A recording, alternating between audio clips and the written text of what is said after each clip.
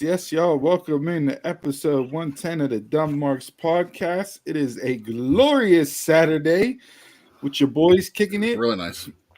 From what Your I favorite hear. Saturday brunch bunch out here in full effect. Going 4 wide today. Going 4 wide. Everybody's here. Gentlemen, how we I feeling? always We go good? We full living? wide. That's how I live. I mean,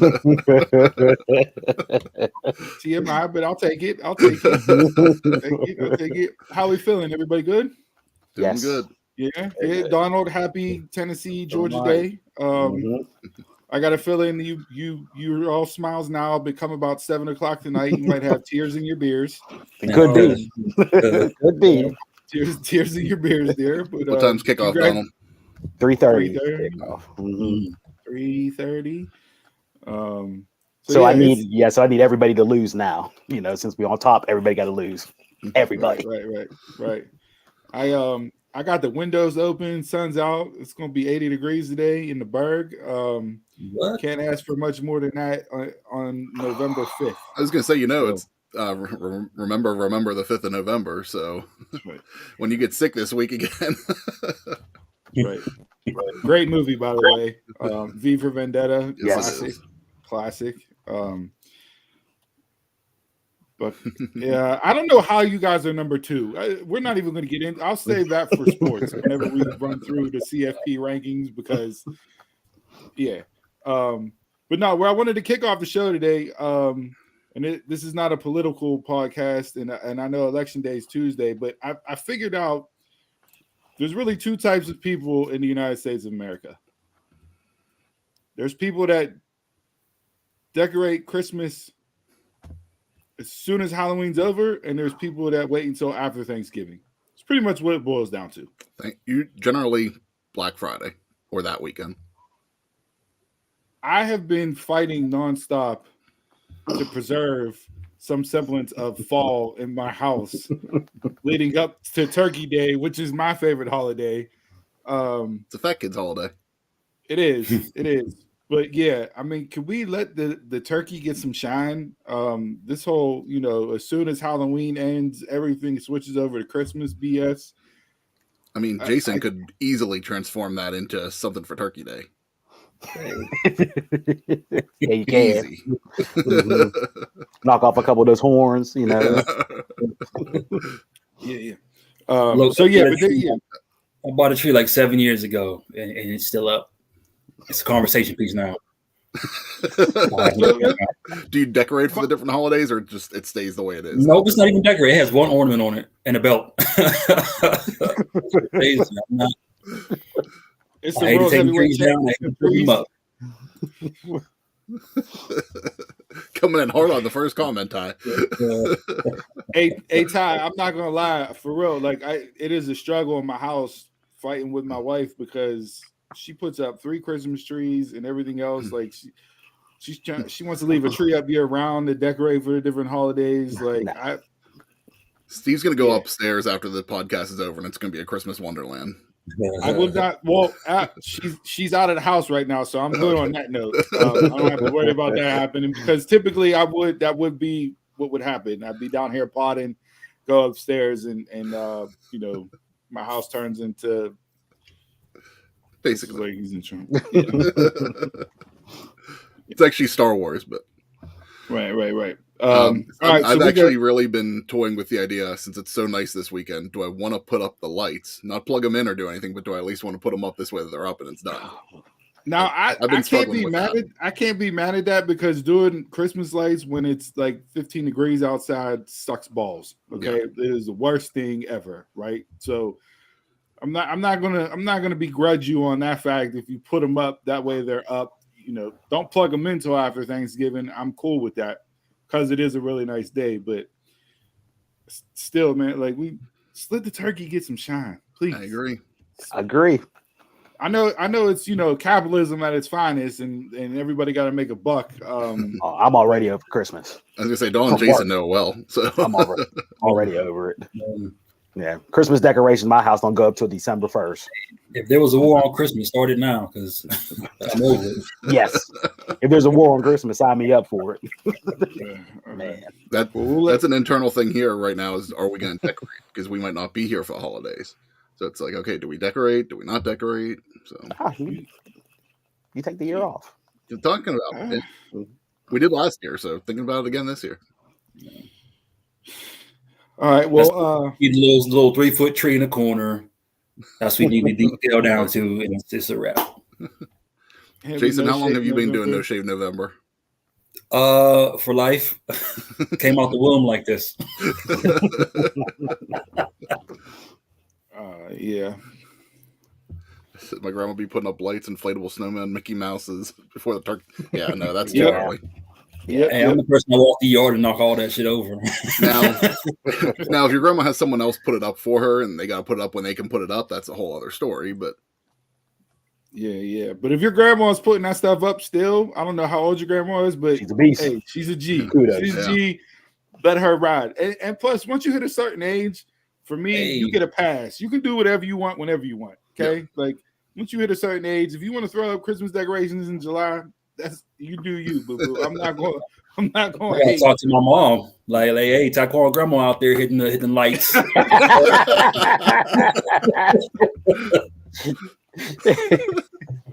That's tremendous. All right, well, happy Crown Jewel Day. We'll get into the card here, break this down shortly. The pre-show. Put a little asterisk there for those who celebrate it. There's a whole nother conversation that can be had regarding this particular Crown Jewel besides the event itself. But again, we're not a political podcast, so let's just leave it at that and T's and P's for everybody over there. But Donald, gaming news. I know we got a lot to get into before we get into bell to bell. I saw some concerning stuff this week for PlayStation. As far as loss of subscribers goes. So what do we got on deck for that? All right, so let's talk about the concerning thing for PlayStation. It says that PlayStation Plus lost 2 million subscribers during the launch of their new updated tier system. Hey, they just gained one. So now, I'm thinking, is this strictly due to pricing? Is this why everybody hopped off the ship or what? What's going on with this? Because I've been debating back and forth on whether or not to get a PlayStation. Like I really have. But if it's going to be something where it's the shits and everybody's hopping off, then I'm not dropping the money on it. Right. What I think, this is my opinion, what I think is everybody was excited about the tier system, get to play the old games and everything, like how Game Pass is. And then they seen that the catalog for the old games were terrible. So everybody was already fringy with the setup it was before. So they was like, our 3 free games are terrible. Why am I going to pay for the rest of this? So I'm just jumping off altogether. But the funny thing is you need this to play like online. So I don't know if people just going to stop playing multiplayer games. Wait, this subscription's tied directly to being able to play online? Yeah, multiplayer. Yeah. Mm-hmm. You have to have the mid or do you have to have the top for that? Yeah, you at least have to have the basic. Oh, you can't have the basic to play multiplayer? Okay. Yes. Mm-hmm. I feel like people went up and then canceled. So they went up and saw how bad the catalog is and was like, you know what, I'm done. Canceled and maybe either going to resubscribe later, catch a Black Friday deal for the cheaper lowest tier, something like that. Yeah, because I re-upped on mine, but I just got the basic tier because I saw how bad the catalog is for the top tier. I was like, there's no point when I have the physical copies of the games and I can just play them on my PS3. So yeah, there's no point. So yeah, that's a big thing that's happening with them. Also, on Wednesday, PlayStation finally announced the price for the PlayStation VR 2. It's going to come out February 22nd of next year. Pre-order start November 15th, and the price is $550. So it costs more than the PlayStation 5 itself.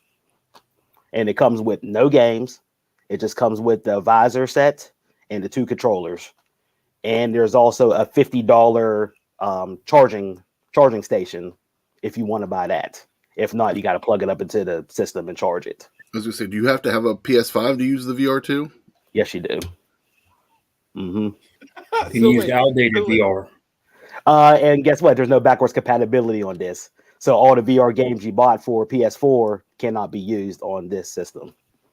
Get that. Welcome to consumer-friendly Sony these days. Wow, you're talking so me coming in blind without anything. If I want to, I need to drop the whatever it is for a PS5. Yes, plus the $600 for a VR2 with the charging station. correct. So I'm looking at like $1,200 just to get consoles. Yes, and that's not including the games. You got to buy the games, which are $60, $70. So do you put do the games go in the VR headset or do they go in the system? Then they go in the system. They go in the system. The visor is still tethered to a cord. It's a single cord this time. It's not like the big box you had, like the one I got. I got the last version. This is not the big box. You have to plug in like 16 cords. So it's one big cord. Ty, you are 100% correct, by the way. Yeah. So everybody is pissed about this big time. They are. Other quick gaming. What this is. I don't. Not familiar with that. Mm-mm. If that's me being a shark and just rolling around the ocean eating shit, I'm all for that. There's a game where you can play a cat now. I mean, you can try that out. Yeah, no, I'm not doing that. Two more gaming news. Marvel and EA on Monday, they came to a deal to develop a Marvel action adventure game. Now, that's the only thing they said on it. Don't know if it's going to be beat 'em up. Don't know if it's going to be role-playing, turn play game, anything like that. They just said that the two companies announced that they're developing a game. Can we get Marvel Alliance back? Yes, thank you. That's the only Marvel game you ever need is Marvel Alliance. And the last gaming news that I had was, well, there's actually two more. Sorry about that. God of War Ragnarok. So everybody got their review copies last year who reviews it and everything. And they, Metascore, that's the company that does all the scoring for gaming, gave it a 94% on it. So one of the highest games already to be reviewed. It's not even out yet next week. Is that the highest rated franchise of all time? I don't think so. I don't. Because I'll say out of like all their games, I'll say 3 games are like really good. The rest of the games are mediocre. Mm-hmm. Yeah. I'll say the first God of War. What would you put as a franchise above God of War? Super Mario Brothers. Legend of Zelda. They had some duds. Did they? Spider-Man? No, because it only has one game. You don't count? Oh, you don't count Miles? That is DLC. I count that as more like DLC than anything. Yeah. Crown Jewel is on right now, Nate. The pre-show is on. The live event starts at noon. So we're going to break down the card first in bell to bell, give you our predictions and run through that, and then talk about some other stuff in pro wrestling while the pay-per-view's on. Mm-hmm. With a little watch along here. Yeah. And the last thing I have, it's gaming and TV together, but The Last of Us TV show is going to premiere on HBO Max January 15th. So it's coming out real soon. Mm-hmm. Of course, you picked up on that. Of course, they don't count Miles. Miles is my number one, Taekwon. He's my favorite. I don't count the game as a whole game. It feels more like DLC. Anybody have anything else for the intro? No. HBO Max canceled Westworld and put the Degrassi, the reboot, on the shelf. So they're doing more cuts. They did announce this week that that the transition between Discovery Plus and HBO Max will take place in the spring now. They were hoping originally to do it in the summer, fall next year, but they pushed it up. Yeah, their goal is to be done by worldwide, the whole transition by fall of next year. So things will be changing before we know it. They've already started adding the content. So see what that does to the pocketbook too once that's fully out in effect. Yeah. Because know those tier prices are going to change as well. Yes, they are. I just signed up. I was on it was like $7.99 a month for HBO Max, and then that ended, and then they or I think it's this month it ends, or it might have been in October, where you could pay for 40% off for a year. So I'm good for a year right now. So, All right. Well, that's it for the intro. Let's hop into bell to bell.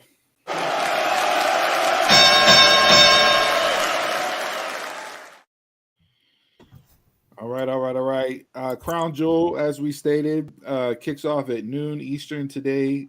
We got the pre-show on now. They're discussing the club versus Judgment Day. live from the studio. Yeah. Crown Jewel is always one of those events where I honestly, I haven't watched one single Crown Jewel from start to finish. I've gone on and rewatched a match based on, the chatter and what's gone down and everything else. But haven't watched one from start to finish. Don't know if this is the card that's going to get me to watch one from start to finish, but there's a few matches I like on here, but I watched this one and Elimination Chamber, wasn't it over there? Yep, that was in February. Yeah, I watched those two. Other than that, I haven't seen any other ones. Not even matches. I think Elimination Chamber might have been my favorite event from over there so far, because that actually felt like a pay-per-view. Like, it didn't feel like it was just, hey, we're going over and throwing on a show. Mm-hmm. Like, I kind of feel like this is another one that just feels like, hey, we're giving them their programming, not a pay-per-view. Because wasn't last year... Good. Wasn't last year Roman and Brock with Paul turn? Yeah. What was it? Okay.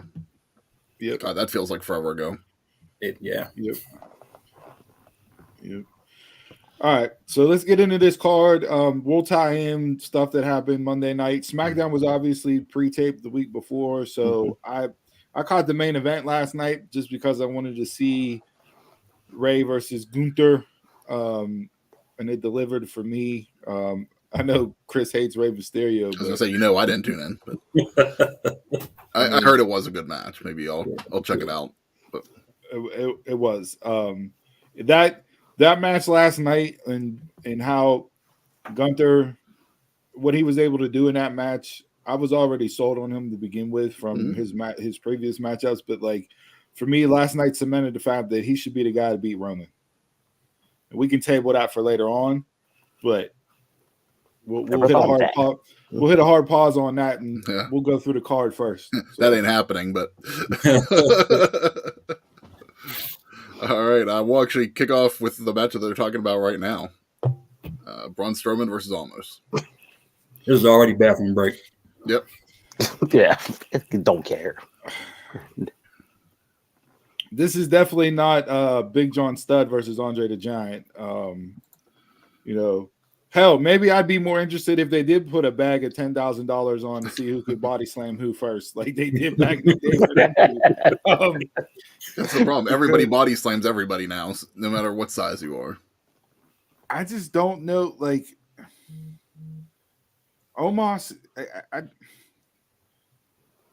I can't even talk about this because it's just going to be like two So sticks I put this stuck one in on the first. mud. He hasn't been since Raw Underground. I'm sorry. There's a waste of plane ticket to even bring them over there. Yeah. Strowman, I can see he'll get a reaction. He'll get a pop. But as far as is this gonna this is not the match that you show people to describe pro wrestling. Put it that way. This is just a spectacle. Exactly. But I think they kind of like that old stuff over there, like that type of spectacle. So maybe they will enjoy this match. Even though their stare down got views. Yeah. This is a match of views. Views count now. As much as Steve likes these matches, I don't think he's liking this one. No. We'll get to that one a little bit later. But. Now the irresistible force meaning an immovable object. I'm a hard pass on this. I honestly I don't see a clean win here. I see like a double count out situation. They continue this for some strange odd reason, but you could have gave me an arm wrestling match. I pass. I don't care. If Strowman doesn't win clean here, that's just a shame. Give me Strowman. Is that including entrances? Might go longer than that. Sometimes that's all you got to give is 3 to 5 minutes. I mean, it happens. You got to get in, get out. Like it is. All right, we'll move on to the OC versus Judgment Day. So there was a lot of scuttlebutt and discussion about this match, mainly from the New Japan aspect of this, with Carl Anderson no-showing their event that they have scheduled today for his title defense against Hikuleo. New Japan did not strip Carl Anderson of the never openweight title, but delayed the match and said that it will be rescheduled at some other time. I don't hate this storyline because it does tie into the whole history and Bullet Club aspect of things. Rhea Ripley's been the star out of everybody during this entire build. Exactly. And there's nothing for her to do in this match. Yeah, I don't know. And it's not like there's no other woman that you're going to bring out that's currently on the roster that I can think of. I know rumors were that they were going to try to bring in Raquel Gonzalez and to be the counter to that, but Raquel doesn't fit anything that the club does. No. So I heard Mia Yim too, but I don't feel like that's a fit either. That's a stretch. Yeah. I said Sasha. Well, what does she fit in there? Like, there's no woman that fits in with the Bullet Club, technically. You just need somebody to take Rhea. I mean, rumor is Sasha's IG post talking about an exciting date in November is whenever her non-compete ends. Okay. So she may not even be coming back to WWE. Or she's in Saudi Arabia. She's in Saudi Arabia. I know people were all excited. There was pictures of her and Bayley saying that she was backstage at the event in Mexico or whatever last week, I believe it was. But those pictures turned out to be taken in Mexico, but not at the event. So who knows? But back to this match.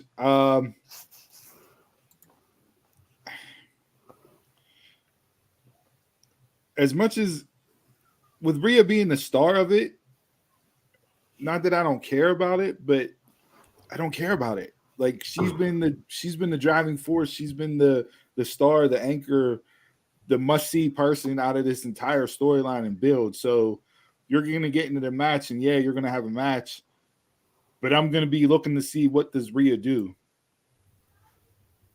So hopefully she gets involved, like she has been.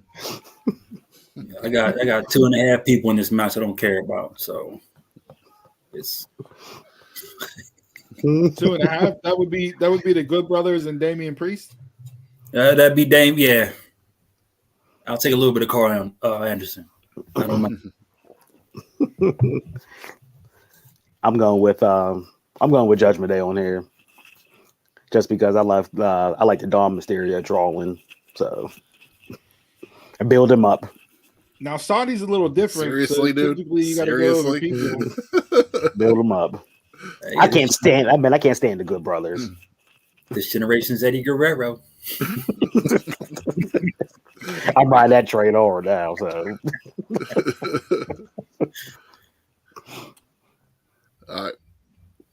I'm interested to see if somebody comes in if they do bring a woman into this, because I kind of feel like you have to at this point, just to balance everything out. But it's just who it is. Depending.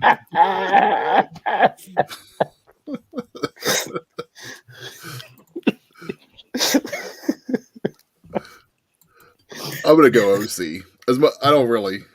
I wouldn't mind Judgment Day winning, but I'll go OC today. Latino Breeze sounds like a fruity drink that you put an umbrella in. And yes, it does.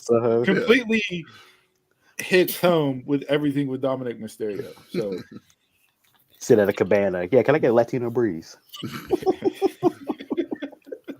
$5 the next person that orders that. We have to make up a Latino Breeze and do that on Drink of the Week. Yeah, might have to. Give me Judgment Day. I got the club just because good. It's rare that heels go over in Saudi Arabia, so I'll go club. All right. We'll move on to the steel cage match of Drew McIntyre versus Karrion Kross. I'm kind of torn on this.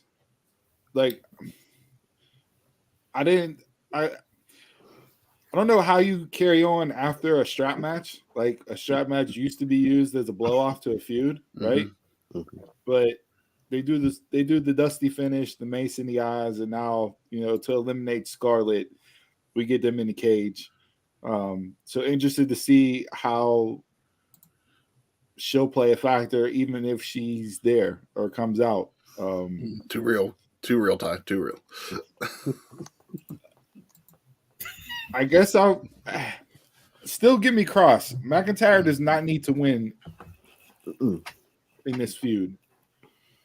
So even though it's in Saudi and even though they're going to love Drew, I still wouldn't put McIntyre over. It just cuts Cross off at the knees, because then if you move on and put them in different storylines, you didn't accomplish anything by bringing Cross back and building him back up. So give me Cross.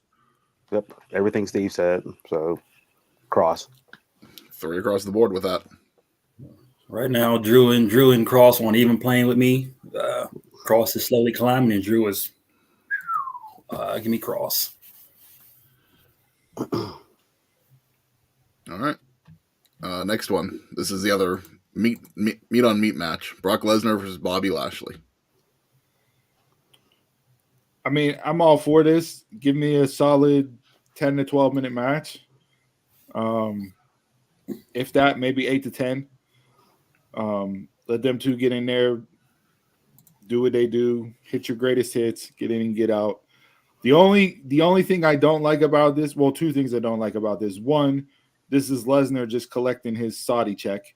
Mm-hmm. And 2, they've hyped this story up, and we talked about it last week. Like, they've had a 20-year feud. This is the second time they've wrestled.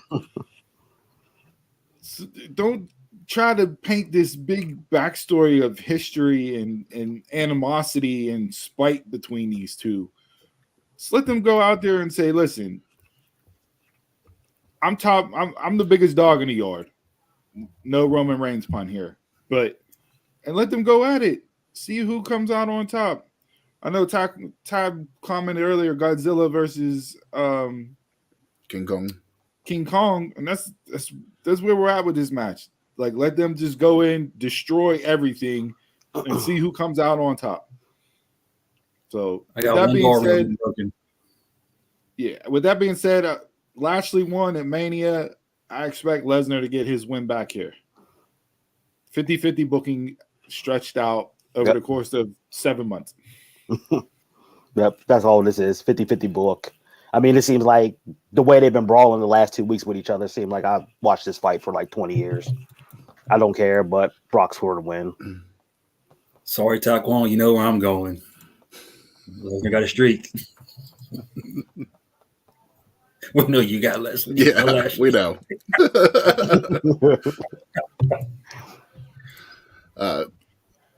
Steve, I totally get what you're saying, that I don't understand why they're trying to book this as such a long feud. Honestly, for only being one match that they've had in the past, I'd almost book this like it's been a while, so it's like kind of book it like a first time. Just talk about, they have heat with one another, but book it like you don't see this that often, rather than being a long-term feud.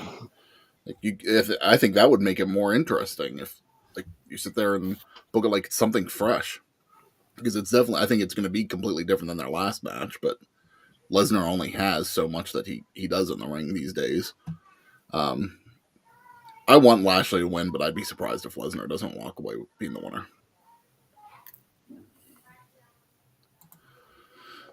Next match we'll go into women's tag team. Alexa Bliss and Asuka versus Damage Control.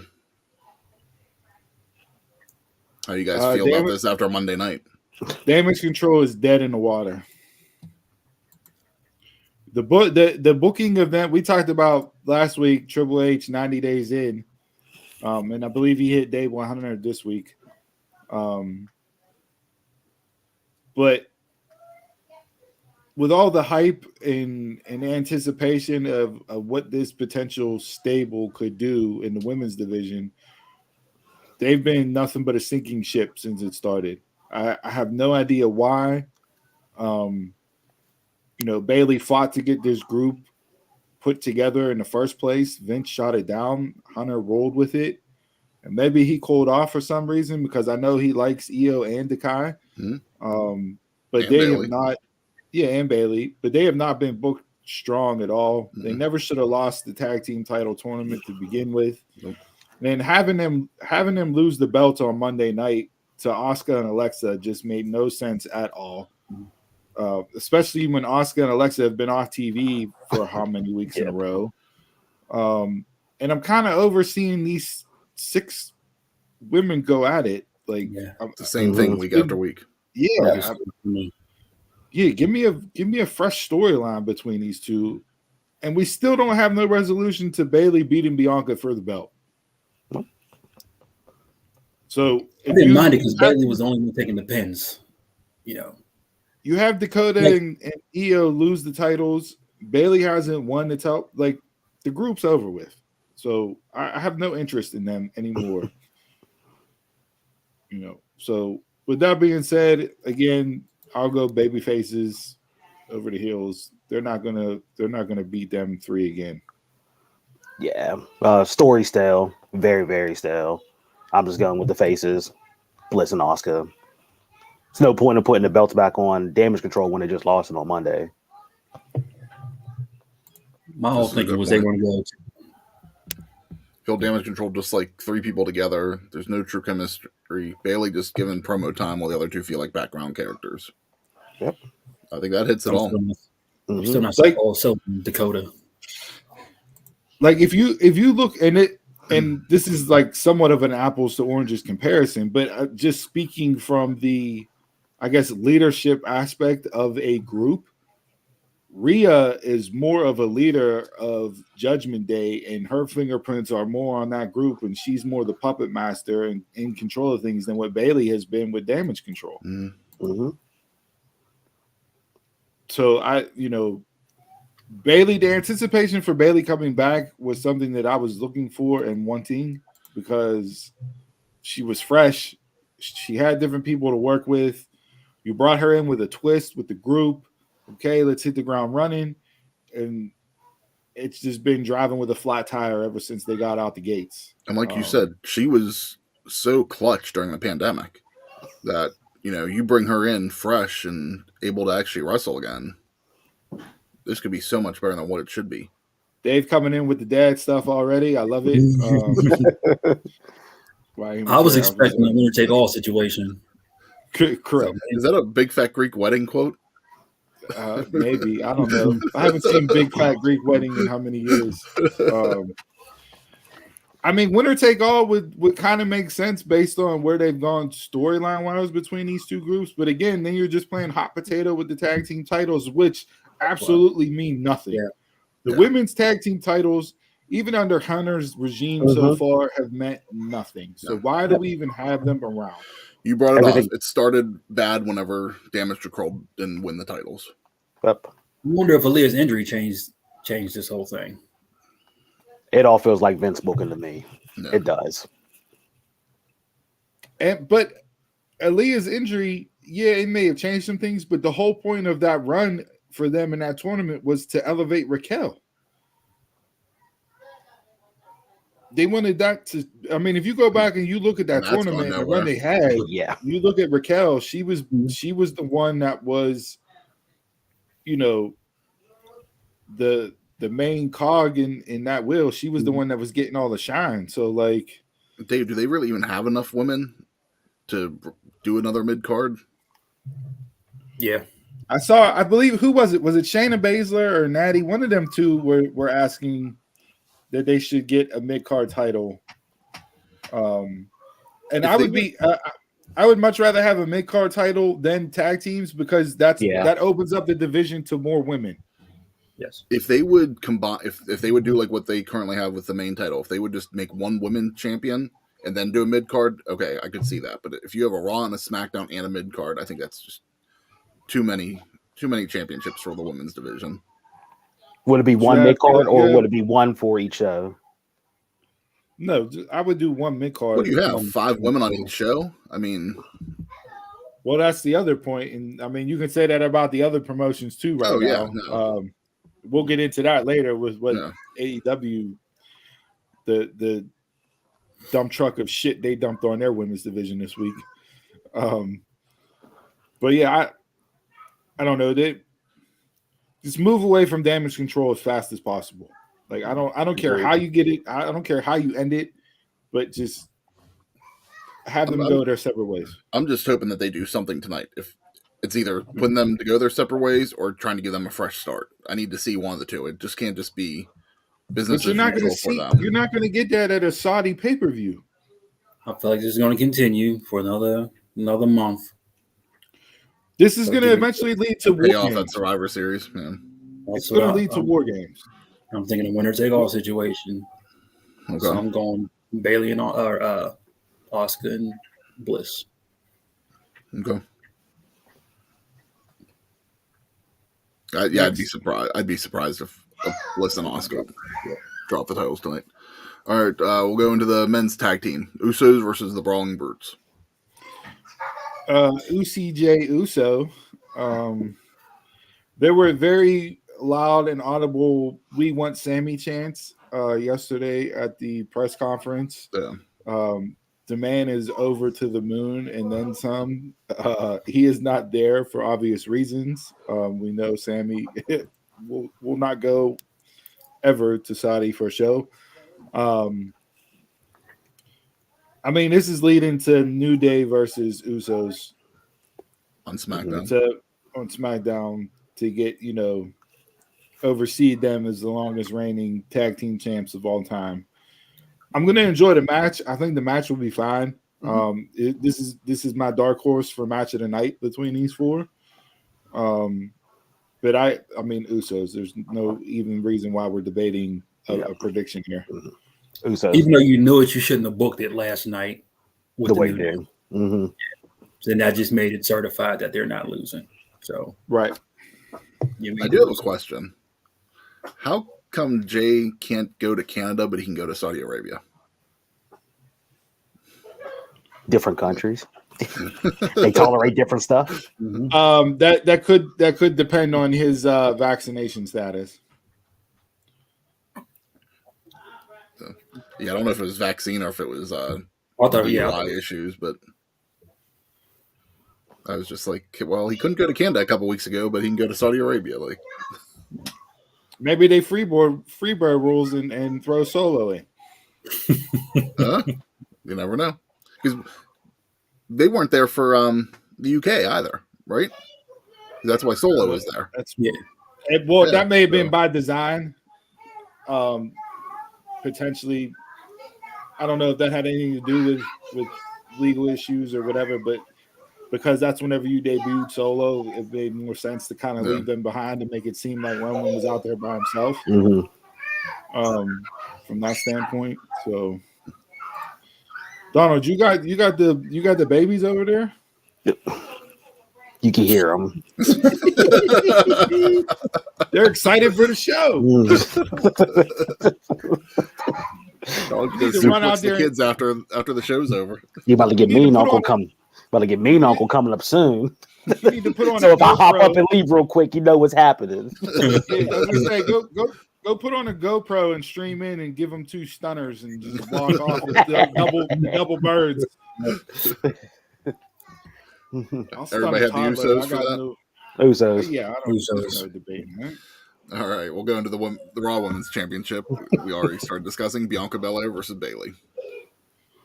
I mean, yeah, I don't think there's much more we need to discuss with this that we didn't talk about with, the other match between Damage Control and Asuka and Bayley, or Asuka and Alexa.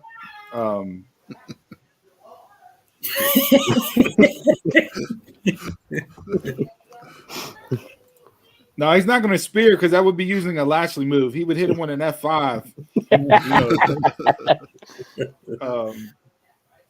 I'm in Bianca. I don't know. There's not going to be a switch here. Yeah, give me Bianca. I really want Bailey to win, but I don't see it happening. All right. One match left. Well, rumor is Seth's also there, that they might throw in a United States Championship match, but nothing's been announced on that. So we'll go to the Undisputed Open challenge. Open challenge. So if they do an open challenge, it's going to be like Mansoor answering it. It's going to be Riddle on a camel again. So let's go to the Universal Championship, Roman Reigns versus Logan Paul. Logan Paul brought his own bloodline to Saudi Arabia with him. Jake Paul was out there yesterday at the press conference. Added a little bit of intrigue with him being thrown in the mix now. Roman's not losing, but interested to see if Jake does anything with Logan. I'm curious to see how much offense Logan actually gets in this match. For me, the way Roman's been talking and the promo he cut walking up the ramp, yeah, that was. You want to talk about the internet wrestling community just losing their minds? Oh, everybody coming out. I have the long off for the day. But the way Roman's been talking and the promo he cut walking up the ramp after Monday night was, and I sent it over on Instagram in the group chat. That was the best promo he's cut in a long ass time. I don't know why that wasn't what he said in the ring with a microphone. I agree, and I said this yesterday too. I don't like when they did it on actually on Raw. Like I couldn't barely understand him, like what he was saying to the camera. But like on the Instagram feed and everything, it was perfect. Like they highlighted the mic and all that. But it's like, yeah, that should have been done in the ring. Yeah, I'm tired of y'all questioning me. I'm tired of being humble. I'm head and shoulders above everybody. This is my ring. That's my camera. I run this shirt shit. next week. Nope. So, based off of the way he's talked and not, walking up the ramp, for me, like you got to exude your dominance and show, I'm out here. Book it.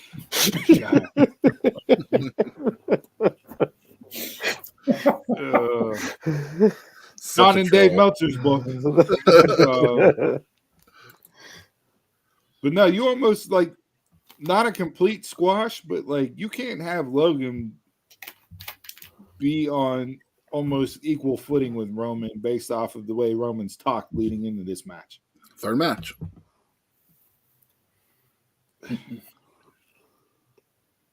Yeah, you can't. Oh, yeah. Hey, me and Roman don't agree on a lot, but I'll agree with Roman on that one. There's no reason this dude's getting a title shot after having 2 matches. He's just a money grab. He's just a money grab. That's all what it is. If the titles weren't unified, I'd say maybe. No, not even close. I wouldn't even say that. Now that would be real close to getting removed from this. And if they would put the strap on Logan Paul before Pat McAfee, I would burn down the internet. Yeah. All right, we got 2 that are close to getting removed from this.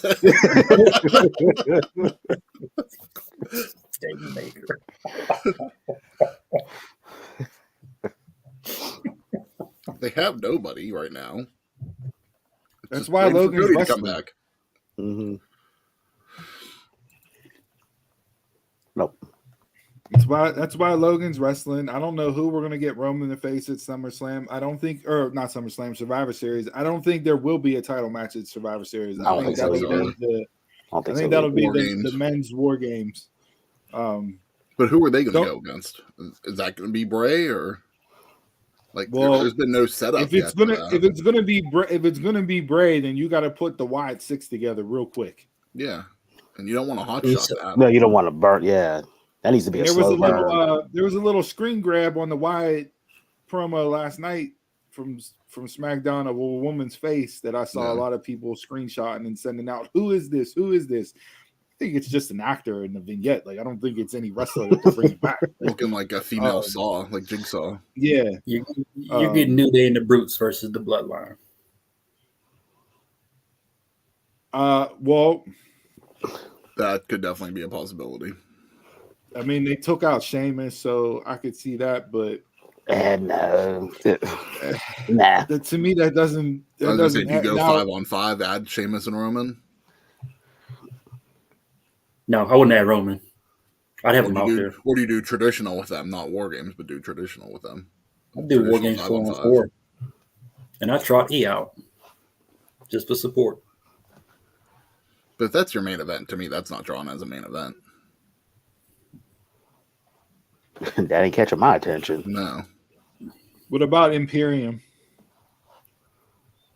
I brought up before Gunther should be the one to take it off Roman, but at least you could start that Imperium versus Bloodline build it up now, do Survivor Series, and then you can kind of roll that through to the beginning of the year potentially and have Gunther versus Roman at Rumble. So we just have a regular match in now War Games? I mean, we know both War Games matches are going to happen this year, so it's just how are we going to do for the men? Put it in. And right now, I don't see. Not till Rumble. Not till Rumble. He'll be back at the Rumble. Mm-hmm. Rumor was he was going to come back for day one, but now they've canceled day one, thankfully. Good. Yeah. Good. Yeah. Yeah, they canceled that a few weeks ago. That pay-per-view was not needed, so. Yeah, no, so once you flip over to New Year, it's automatically Mania season. Rumble Mania. Yeah. Not needed. There's too much stuff on New Year's. That weekend anyways. Like, you didn't need a WWE pay-per-view mixed in there.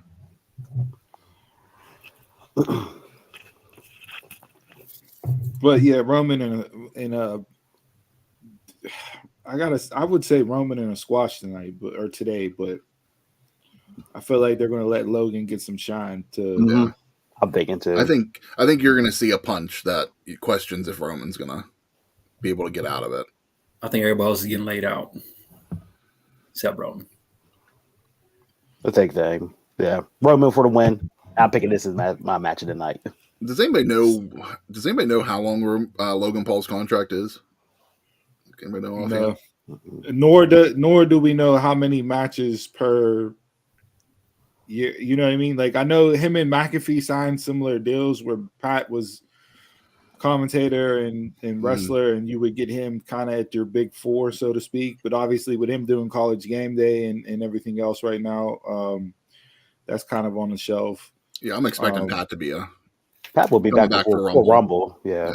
Paul be in the Rumble. Yeah, Logan Paul will be in the Rumble for sure, and he'll probably be in the Final Four. Yeah, Logan Paul in the Final Four of the Royal Rumble. Book it. Anybody who got part-time contracts will be back in the Rumble. Yeah. I would love to see McAfee in the Rumble, but then get all eliminated and start announcing. Just walk right over to the booth and sit down. Well, Cole, that was the shit. Be like Booker a couple years ago. Booker was commentating. His entrance music started. He went in, then went right back to the booth. Like JBL. Yeah, like nothing wrong with that. I'm cool with those little gimmick entrances. You know, reading through this card here and giving these predictions, this is the exact reason why I've never watched a Saudi Arabia show from start to finish. Glorified house show, like we used to call it when they first came on. Yeah. They just gotten away from all the legends going over there because none of their bodies can handle it no more. So Lesnar's your big main like old school attraction. Yeah. Mm-hmm. Yeah, I heard Buck wanted one more today too. So got a few people up for Logan. Everybody won. Oh man, y'all hate the Tribal Chief. They're not acknowledging. They just want to see the world burn. That's it. It's greatness. Welcome to my side. I'm not there for Logan Paul though. Today I'll acknowledge the Tribal Chief. I mean, I will give you credit, Logan. And I'm not saying that he's been the greatest promo, but he hasn't felt too out of place on the microphone in this storyline. acknowledge Logan Paul. Absolutely not. Ty lives in the comment section. Only time I acknowledge him is whenever he was dissing AB on that one track. We're gonna shadow ban Ty from the comment section after that. Make you pay $8 to drop a comment. We can add that little check mark next to your name, Ty. Yeah. I don't care about this pay-per-view. I really don't now. I'm going back through the card in my mind and what we just talked about. I feel like we've wasted 45 minutes on this show that means absolutely nothing.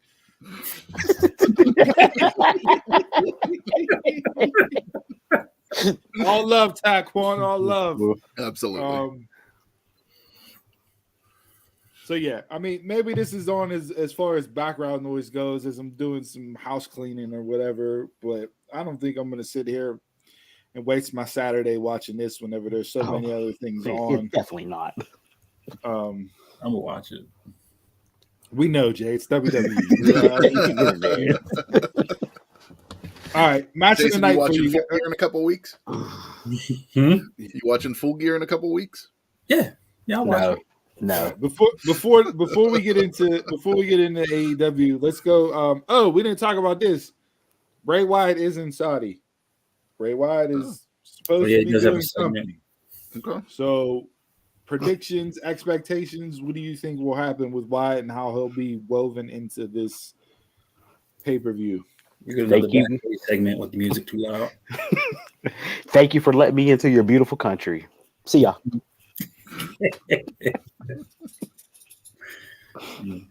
Blow out your lamp and just walk off. Yep. I don't expect anything. In and out. Honestly, what we were talking about earlier, they'll probably hotshot Bloodline versus Wyatt family.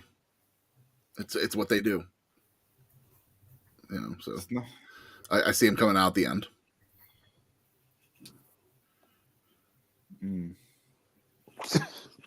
Sure. Even if you paid $16, we're not putting that comment.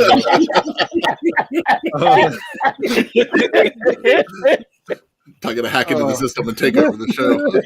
Yeah. I have no idea how they're gonna incorporate Wyatt into this. You know, I don't know. Maybe if we see him because he's on SmackDown, maybe do something after the Drew Cross match to kind of maybe go versus Wyatt versus Drew as like a first feud type deal. I could potentially see, but other than that, I have no idea. So that means Drew gonna lose 2 feuds in a row. Good. Oh, I'm for that, but well, and the only reason why I bring that up is because if you think back to what Cross was saying in the lead up to the strap match, this is what we wanted. You know, we like incorporate the we's and everything else. So maybe you could, you know, tie that in because Cross and Wyatt run on similar paths from a character standpoint. If you've watched any of Cross's stuff that he does online himself, it's very Bray Wyatt-esque as far as creativity and everything. So, you know, I could potentially see that. But yeah, hey, Rob, hold on, because we're gonna get into that here. Actually, all right, we'll wrap up Crown Jewel. Match of the night for you guys. What do you got, real quick, and then we can jump over into AEW. Reigns, Logan and Roman. Usos first.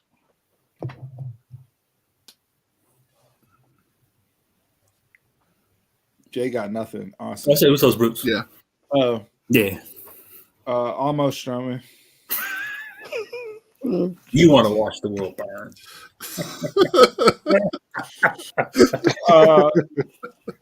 Yeah, I mean, Usos and Brutes, probably the most obvious here. I'm gonna tie it back into Bianca and Bayley. I don't think they've truly had that match yet between them two. You know, to be on par with like Bianca Sasha. So I think they're gonna go out there and do their thing. I give him credit that he can still do it, Ty. I wish I could shave and then have it grow back full like that too. We got an HBK and Logan Paul training montage going on the pre-show right now.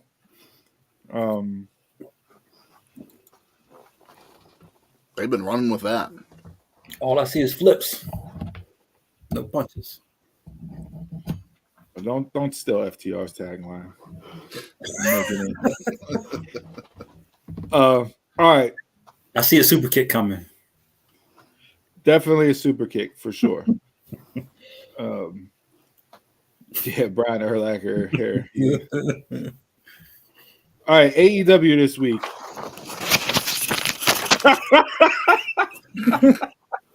Should I just take you down? And even with the old school bubble letters, look at that. There's so much to talk about this too. I actually enjoy Rampage. All right, well, let's start on the bright spot. We can start there, Jay, because Dynamite to me was a complete dumpster fire, and we can get into all that. Rampage last night, I agree with you. I did enjoy Rampage. Thought Shibata and Cassidy was great. Rumor is they're in negotiations now to set up a Shibata Danielson match, which I'm all for. Protect AEW.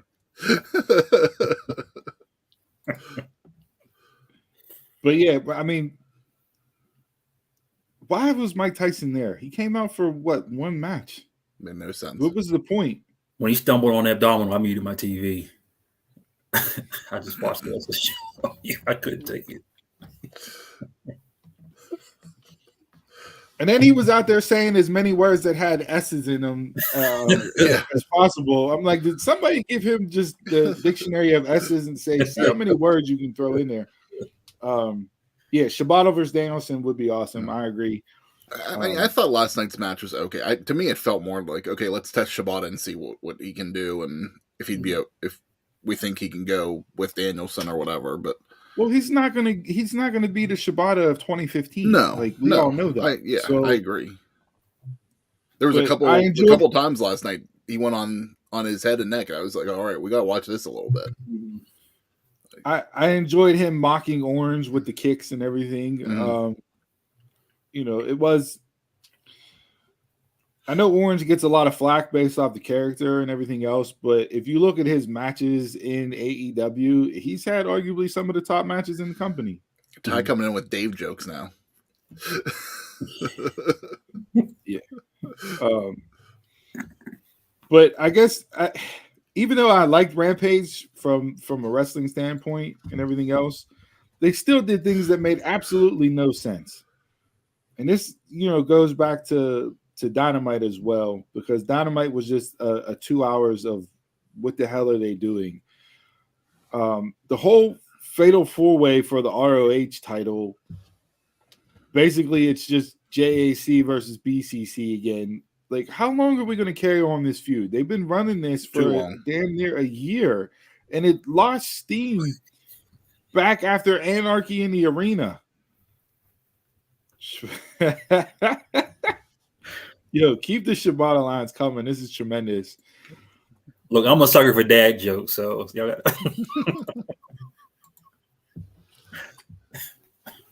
But now you have Jericho versus Claudio versus Danielson versus Sammy. And when they added Sammy, you heard the boos from the crowd saying we don't want that. And you get the whole do the right thing, buddy, from Jericho line. Talk about Hogan, brother over there. That's Hogan booking 101. But I just don't. I'm over this feud. I'm over seeing these guys on screen together, and they take up the television show every single week. That's all you see. It's Jericho members and BCC members. That's it. That's what Dynamite is.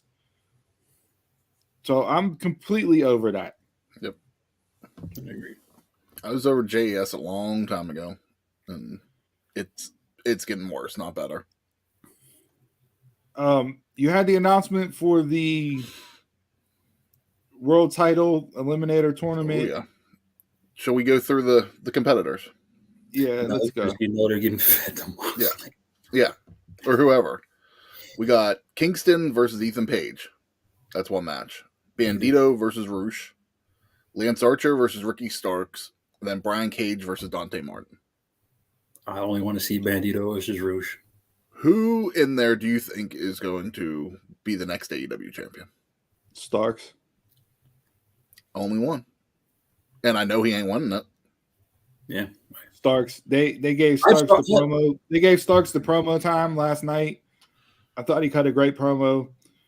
I mean, everything about Ricky screams world title.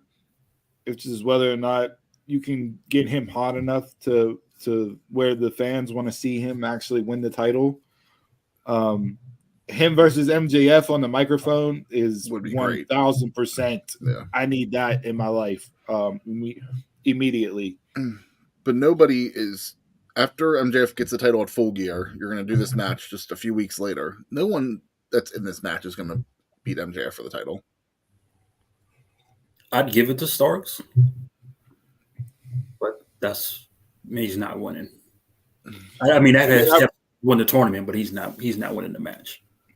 See Starks versus Bandito in the finals. That'd be a good match. That would be a good match. Watch it be Luchasaur, or watch it be was it Luchasaur? Lance Archer?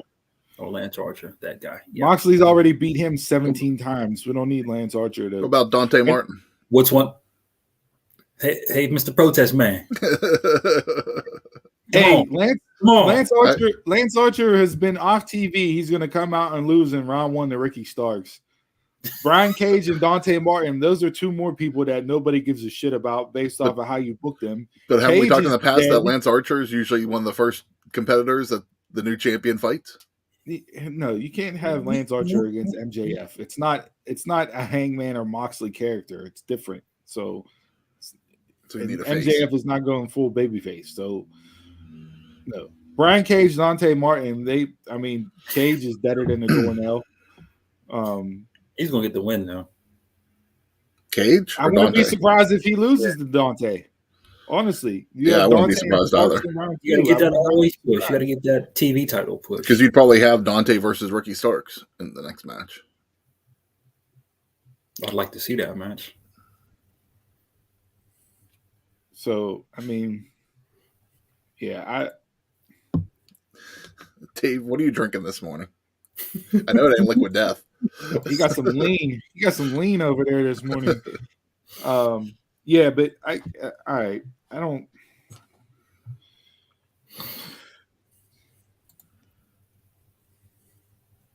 That would make sense from what they've done. Cam coming in with logical booking. And we know what happens when you bring in logical booking with a company that doesn't book logically.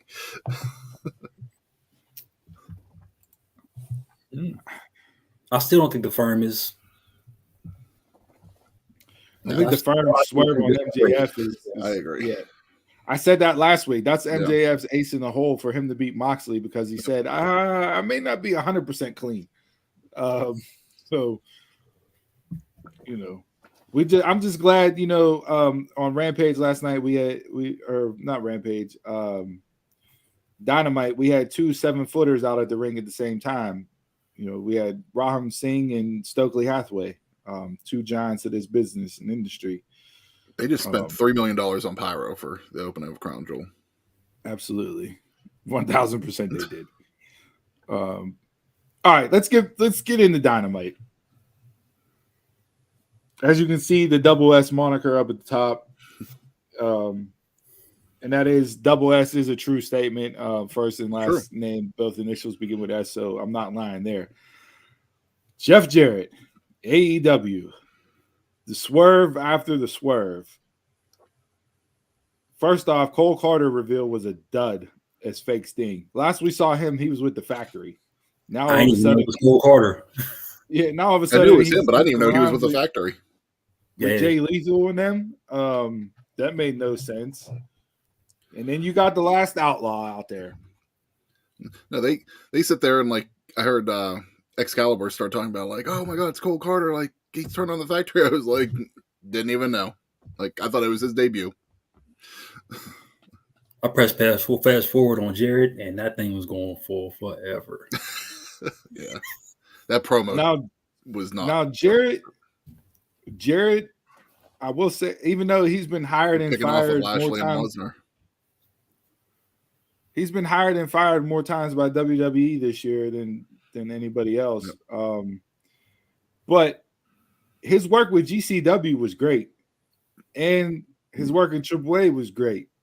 As far as him being the most hated man in pro wrestling, I think he can get there with the way the AEW fan base is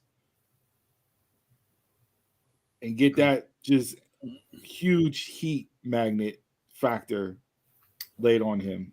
Put him behind the scenes. Which he's going to be. They announced that this head week. Of business development. Development. I think you will get the one-off book match where you'll get Lethal and Jarrett against Sting and Darby at Full Gear, and then Jarrett will go back behind the scenes, and that'll be it. No. You gotta take Darby out of that equation. You gotta bring in Flair, run it back one more time. Oh, that's where I see AEW going. Jeff Jarrett has robbed people of more millions in the wrestling business than Russell Wilson has the Denver Broncos. Lashley got on Hogan tights. Ty, what do you feel about that?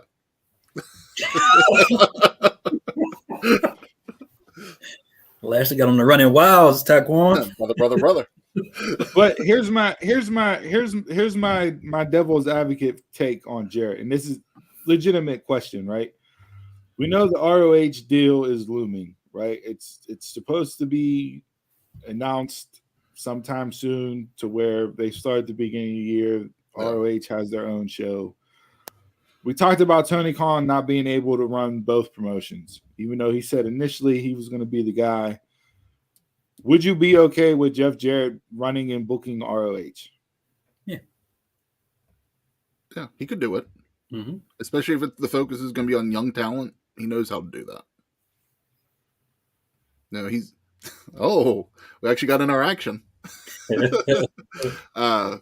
Rumor is that, he's going to try to be, he did live events with WWE, so he's supposed to be maybe looking into doing live events with AEW, maybe Ring of Honor too. So, well, they need some help with their live event because their ticket sales have tanked. And they are not drawing right now. No. So I mean, up there. What was WWE doing whenever their product was real shit? They weren't bringing people in either. I mean, adding in Jarrett for a backstage role. Say what you will about his in-ring career. The man knows pro wrestling. Yeah. In and out. He knows how to get a promotion off the ground. Say what you will about him in TNA. He put over a ton of young talent and made people into names that they are today. Right? So the only point that I liked TNA was whenever he was running it. So my worry is that you had all these guys come in from Arn Anderson to Dean Malenko to Jerry Lynn, Mark Henry, Paul White. What makes me believe? What makes me believe that wealth of knowledge is going to be used any differently than any of those other guys? Billy Gunn talked about it on the podcast with Road Dogg. It says none of the young wrestlers come to the veterans and ask for help or ask for direction or, hey, watch my match. Like, they don't do that. So what makes we talk about why things haven't changed? Well, there's an insight as to why things haven't changed because they're not using these professors of pro wrestling, for lack of a better word, who've been in the business 20, 30 years. I think Donald texted this to Dave.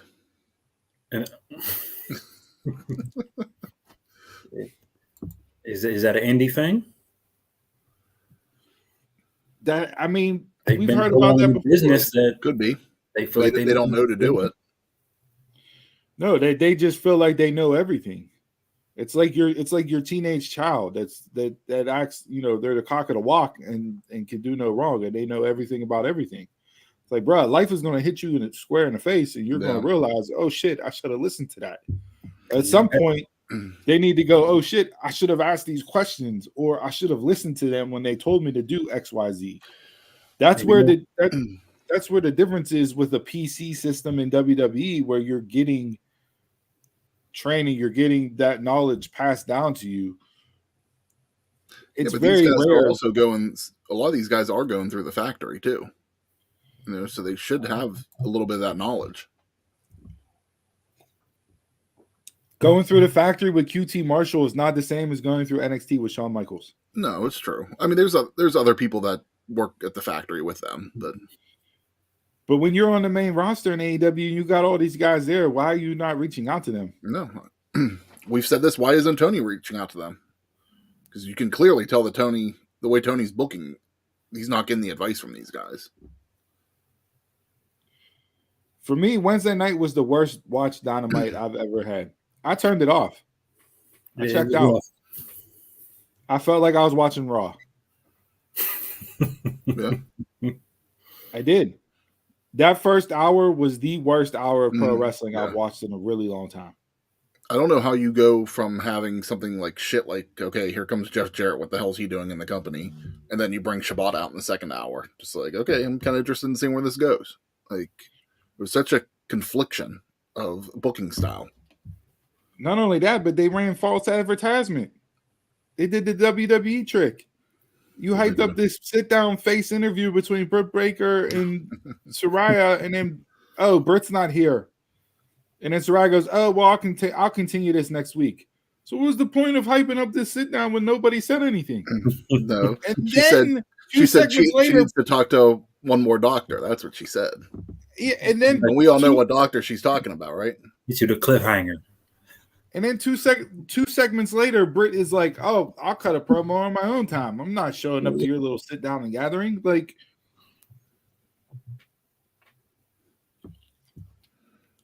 no sense at all. And I think the most egregious thing they did all night on Wednesday night was the women's division. The TBS versus, yes, the TBS. Oh, that was bad. What have they done with the women's division in 2022 period? You have Jade and Marina out there. I'm probably pronouncing your first name wrong. But yeah, people weren't excited to see that match to begin with based off of the last time they wrestled. You threw it together out of nowhere. Commentary. And then you immediately shit on it by rolling Vicky Guerrero and Nyla Rose out there. That's where I shut it off. I wouldn't have been so mad about it if it was just Nyla doing it, because Nyla's hilarious. If you follow her on Twitter, she's hilarious. Like, one of the best Twitter followers to actually follow. And she rarely showcases her natural personality on TV. You get it every now and then, but very rare. So if you would have had her just do it, I get it, because she's been a thorn in Jade's side. She stole the belt, walking around like she's the champ, all that other stuff. But then Jade doesn't even acknowledge that they're doing it. She has Marina in the corner still kicking her and everything else, like she's working through the pace of the match and not even paying attention to it. So it's a distraction for no distraction's sake.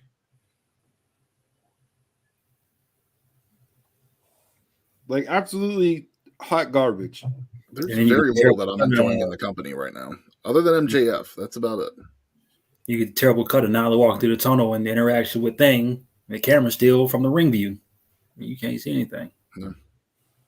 So listen, man, I get, yes, 3 years old. It's not a long time to be a company and everything else, right? But there's certain things 3 years in, we can't give you passes no more. No.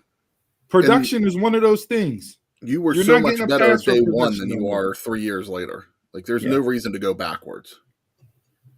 Like, honestly, no joke. I felt like I was watching WCW 2001 on Wednesday night. It felt extremely that very bad Vince Russo-esque book show where we're throwing everything that we could possibly think of out there. Nothing makes any sense at all. 4 title matches, no changes. Just I mean, the best part of the show was probably the Elite vignette. It was the best part of the show. And whether or not who's running the controls? I think I missed that. They did the same thing. Adam Cole, baby. Okay. Another issue I had was, how do you trot Lamar Jackson out in the middle of a title match? Cam just said you and that. Cam are on the same wavelength for that. Yeah, I'm hearing everybody in the arena stood up and turned in his direction and just started chanting MVP, MVP. And it's like, and then the announcers go, oh, Lamar's out. Okay. And I get it. Listen, I've been to live events here in Pittsburgh whenever they rolled the Steelers out for Monday Night Raws and everything, and they don't have them out there at the start of the show. Typically, they're in the back, whatever. So they do come out later on after the show starts. And the crowd does get into a little bit of a distraction, obviously, for obvious reasons, but never plan it a little bit better. Run them out during a commercial break. Yeah. And then cut to the camera and announce that he's there. Like, why are you bringing him out in the middle of the match? I thought they were chanting freshly squeezed. No, they were chanting MVP, MVP. I'm like, is Cassidy on this? There's 4 of them, not just one.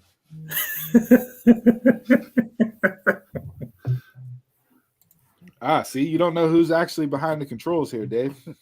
It's like whenever you go to the restaurant, it's Uncle Whatever, and there's no Uncle Whatever running the place. It's Uncle Howdy. Lesnar and Lashley have been beating the shit out of each other, and it's been tremendous. Those entrances were long as shit. Yeah, they were. Well, the fireworks took 5 minutes. But yeah, Full Gear is 2 weeks away, and there is no build to anything. But they're just announcing matches. We know we're getting the world title eliminator final match at Full Gear. We're getting Moxley MJF. I might have my uncles or have my nephews call me Uncle Dumb. We have the fatal 4-way for the ROH title. I am not paying for this pay-per-view. I don't give a shit about it. When is Hater and Tony fighting? The Full Gear. Full Gear. And I like the story that they're running between them two. You know, the whole that they were in England together, living together during the pandemic. It was just them two and everything else. And Tony doesn't understand how Jamie's changed, and Britt's the poison, etc., etc. There's a reality show I would like to see. That would have been a way to build up this feud. And I think them two are going to have a really good match at Full Gear. Yeah. Might be the only reason worth tuning in. Because, I want to see MJF win the title. But if they don't do that, I'm going to be pissed I spent the money. And MJF wasn't even on the show on Wednesday. No. I don't need everybody on every week. But this week was, you could tell. But when you're 2 weeks out from a pay-per-view? Yeah. The show missed MJF on Wednesday. Because Jeff Jarrett did not do it. Even the whole Pac going to Phoenix, hey, use this hammer. This is going to be your winning ticket. So we're just bringing out foreign objects for matches now. That's what we're doing. With the camera there, so you're caught red-handed, knowing that. You don't put that in writing. I'm just putting that out there. You don't put that in writing. Where's your local Turk? Where's your local Walmart at? Let me just go down here. Go to West Virginia, burn a couch. Taiwan.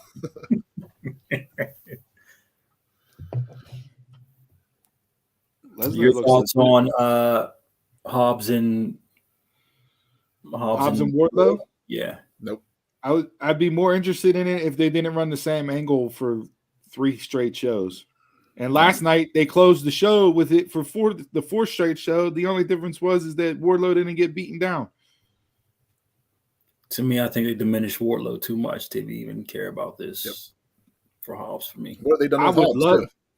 I would love to see this match because you can't take a person off of TV for months and then put them on TV and expect me to give a shit about what they're doing now. Well, that's the argument I have with Brian Cage.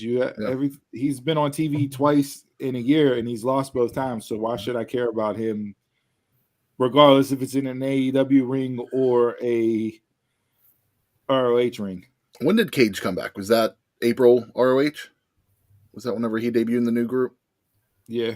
Okay. Gave a shit about Cage then. Was like, okay, put him in Ring of Honor. There's something different with him. Okay, I want to see where this goes. And here we are. Not even a year later. And 6 months later. And I don't give a shit. Lashley just got revenge for Kofi Kingston. There you go, Ty. Lashley just got revenge for Kofi. Slapped Lesnar in that Hurt Locker and choked him out with it. This is what you get for beating Kofi in 8 seconds. So we're running it back now? One more time. Lesnar is selling the shit out of that. That's tremendous. I do care. That's the problem. That I care and I don't enjoy it. I don't care. I want AEW to be good. I've enjoyed AEW in the past. It's this year they just made me not care. Like they have not done anything good. That a couple more weeks, I'm going to be sitting there with like Donald. We can just sit on the bench this whole time. me and Steve talking. Yeah.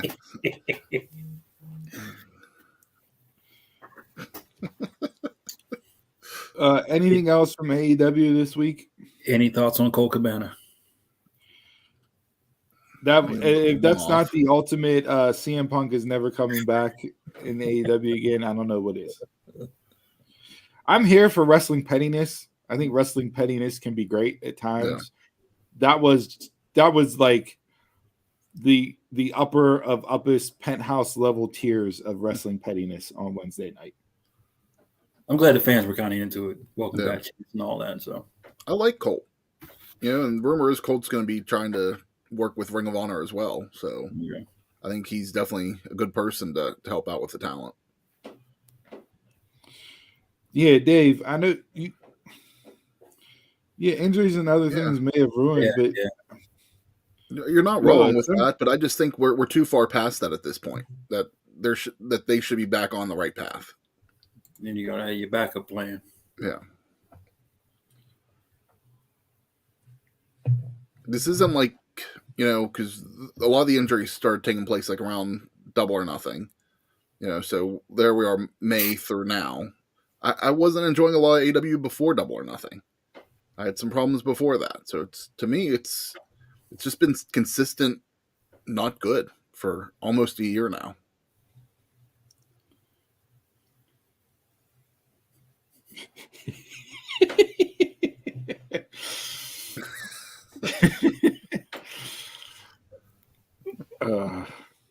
Was that his name on SmackDown? Yeah.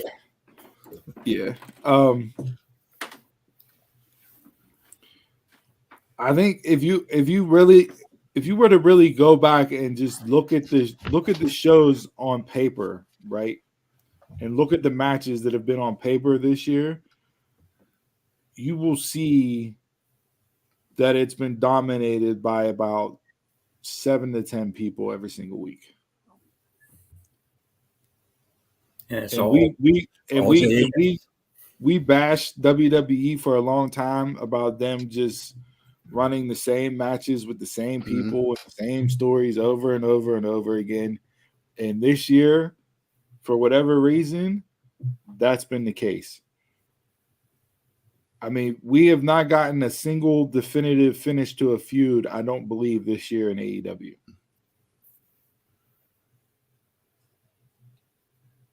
I want Moxley off my TV. I want Jericho off my TV. The other brothers off my TV. I feel the same. Then it can flourish. Yeah. So the whole first 2 years that you've done building up your pillars and establishing them and everything else, Still in the same spot. Yeah, haven't gone anywhere. I mean, Jungle Boy and Luchasaurus are still feuding. And that started with Jungle Boy and Christian. They're still waiting for Christian to heal so that feud can end. Listen, I like Jericho. It's been too much lately. I want Jericho off my TV. Yeah. I'm still a Jericho fan. It's nothing that I don't like him as a talent. It's just I put it this way a few weeks ago. Jericho on TV right now reminds me a whole lot of Triple H in 2002 on Raw, where it's every few segments Jericho's on my TV screen, and I don't need that. You get one segment a night. You're not there for 3 or 4 segments for the show. I will say, out of all the iterations of Jericho, this is my least favorite character. Mm-hmm. It had potential to be great because you're poking fun at the AEW fan base, the whole sports entertainer thing versus pro wrestler. But what it's morphed into over this year, it just hasn't hit for me at all. And it's turned me off from wanting to see him as much as we see him on a weekly basis. So I'm not a Swagger fan, so him in the group doesn't do anything for me. I don't like 2.0. It's not that they're characters that, I hate to like them. I just don't care for them at all. So it's like, I got Anna Jay and Daniel Garcia. That's it. And Garcia's flip-flop how much this year, too. Yeah. Like, you either pull the trigger on him or you pull the trigger on Sammy. I forgot about Sammy. To change. Do it now. Sammy would make the most sense because of the history that they have. And that turn would be more of an impact, but people hate Sammy. So, I mean, if you're going to... Sammy's still much more fitting in that group. If you're going to catapult Jericho into another babyface run, then you have Sammy turn on him and beat him for the ROH title. That would bring down the internet wrestling community just as much as some of the stuff we talked about on the prediction for Crown Jewel.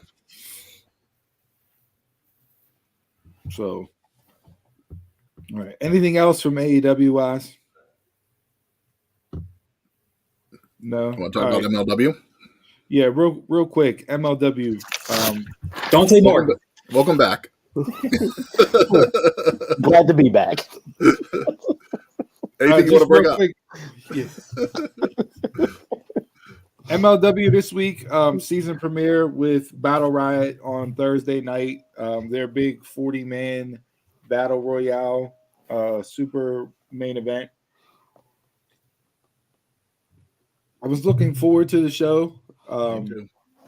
Right before it went on, I got the little notification from the YouTube channel. They ran the little promo, let me know you can stream it live for free on Pro Wrestling TV and everything.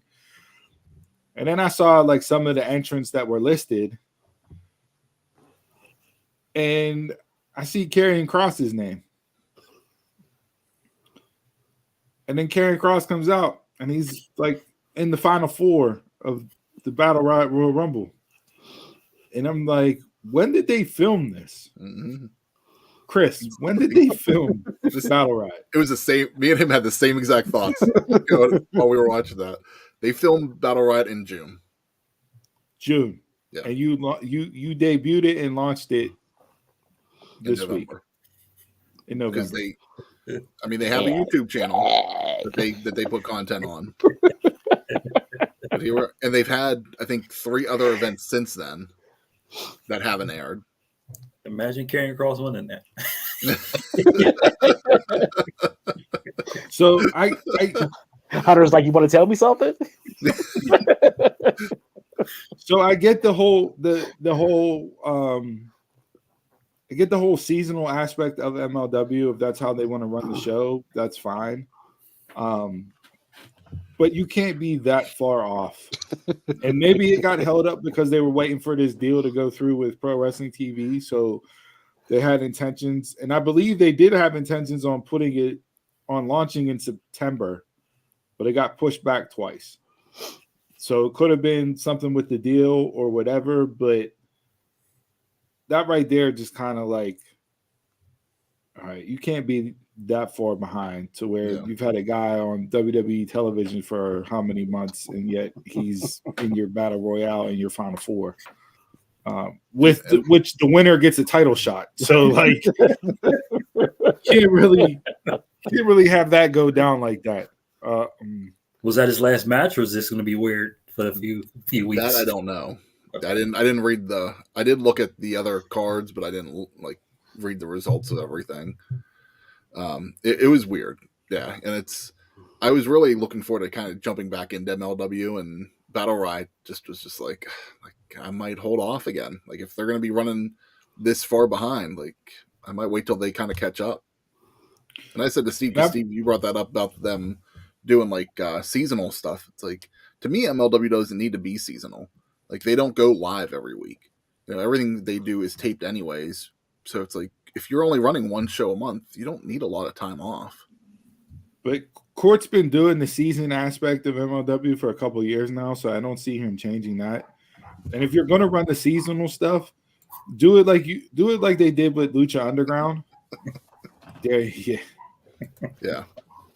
Do seasons like you did with Lucha Underground, where you run through, you have your season finale, it leaves you with a couple cliffhangers, you don't know what's going to happen, you come back, you recap what happened, because a lot of the stuff, like you had Richard Holiday attack Alex Hammerstone, and it's like, oh, this feud is still going on. It's because they've been away for so long. You forget about everything. Chris, you didn't even realize that Jacob Fatu was a babyface now. Nope. I was going to bring that up. He wins and everybody's cheering. I was like, since when do they cheer him? Like, I didn't even know that there was he's been out of Contra for like a year and a half now, and you forgot about it because they haven't been around. Like, I was cool with him winning. I like Fatu. Like, and he is their guy.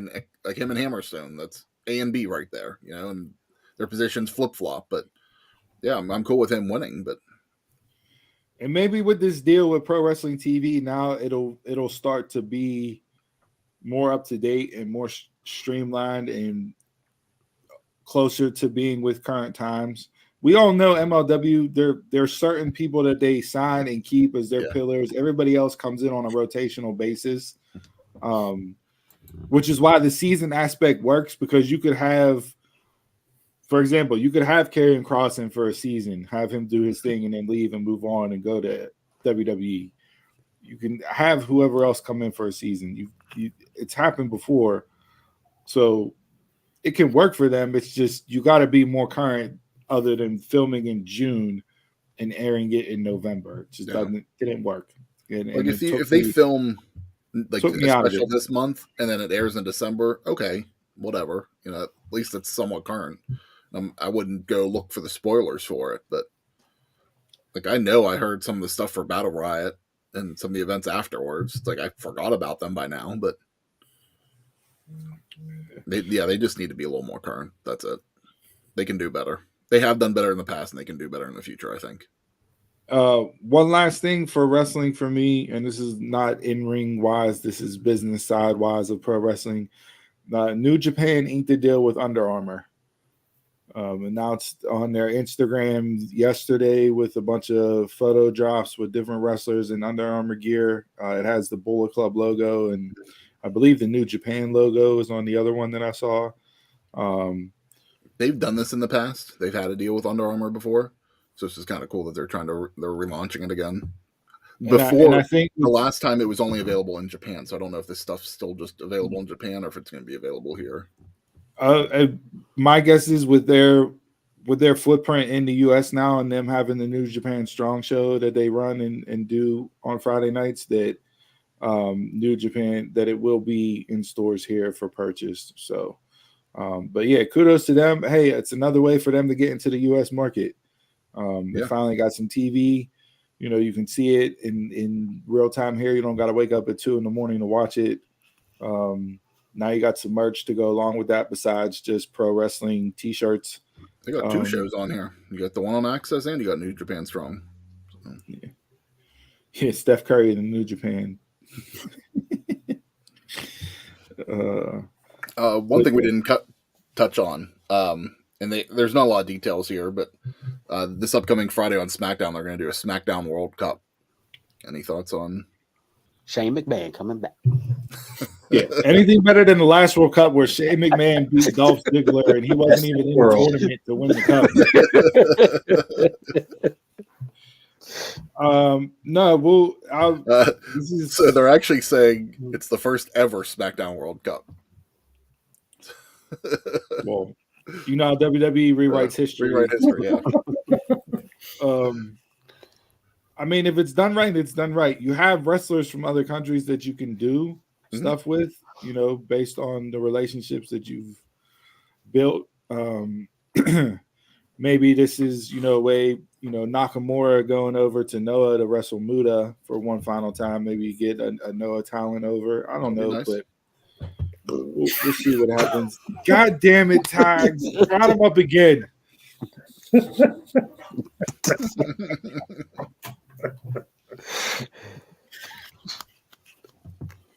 All right, with that, I'm done with pro wrestling. Let's drink a beer. Ron, you're Chug, chug, chug, chug, chug.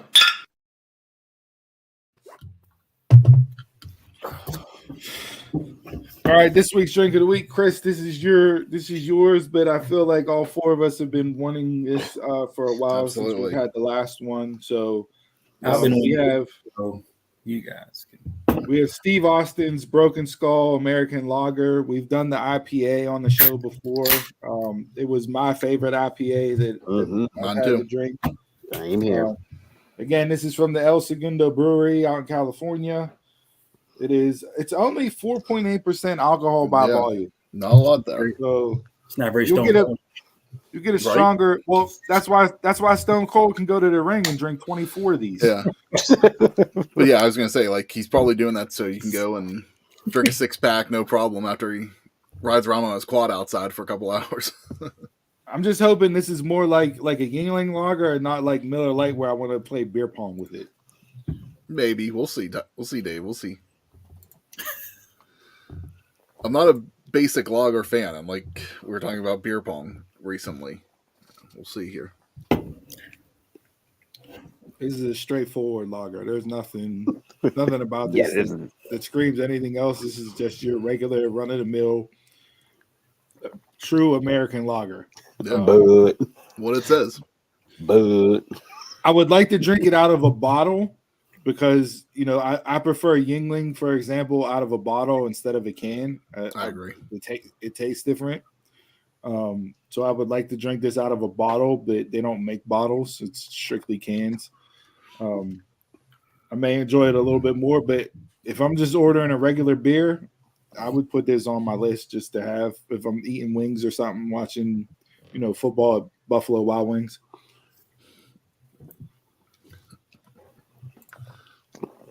Is that the flavor I'm picking up?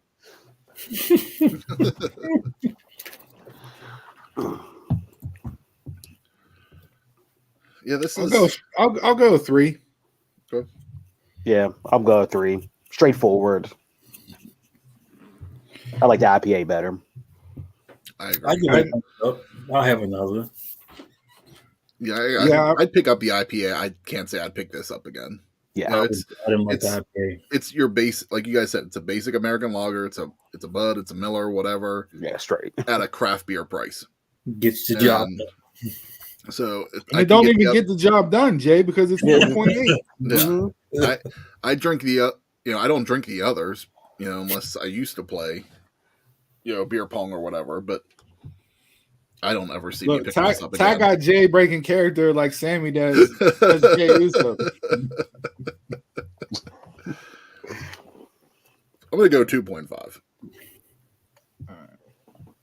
Yes, well, if you see it out and about, pick it up, try it. I said, if Bud and Miller and Coors and all that if that's your go-to, you're probably gonna like this. Yeah.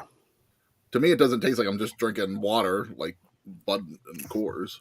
I would put it above those. Yeah, it's above these. That's why I give it a little bit more. But other than that, you're not gonna. Yeah. It's no Yingling. I'll tell you that. Oh no, it's not that. Yeah. Said. I'm glad we tried it though. No, same here. This is straightforward. Yeah. All right.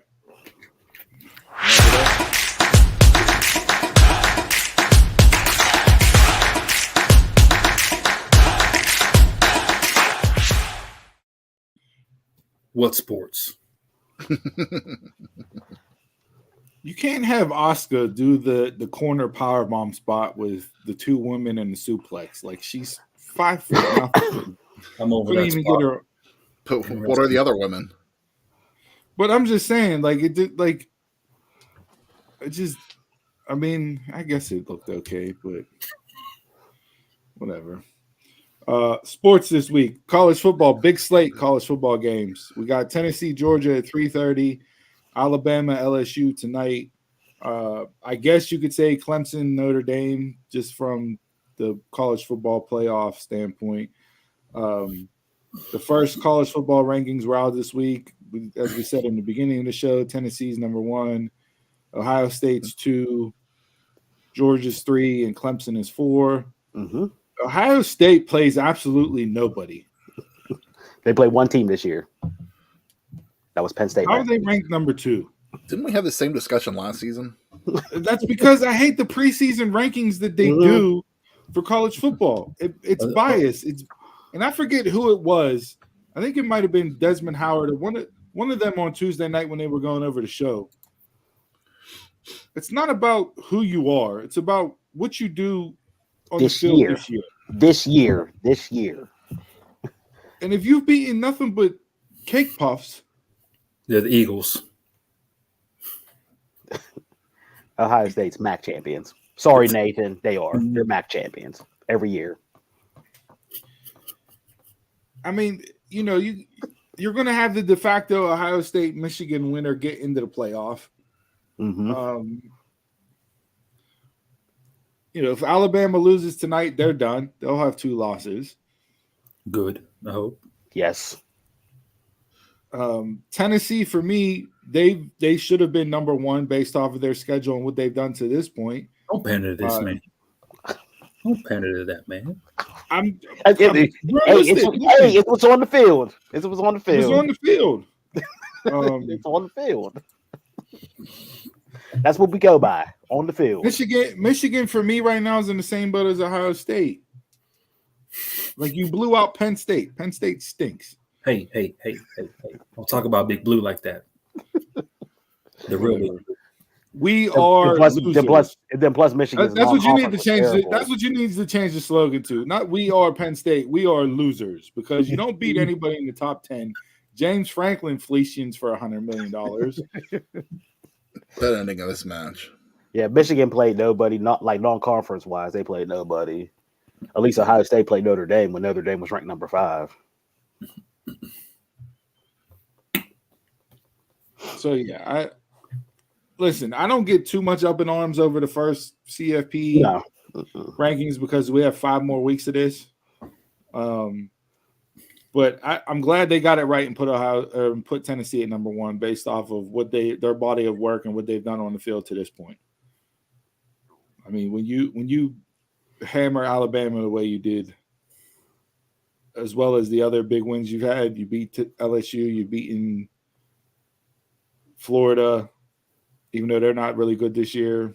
Pitt at the time was a nice win for them, but Pitt's fallen off. Pitt's going to pit and do what they do. Back to the relevancy island of 500.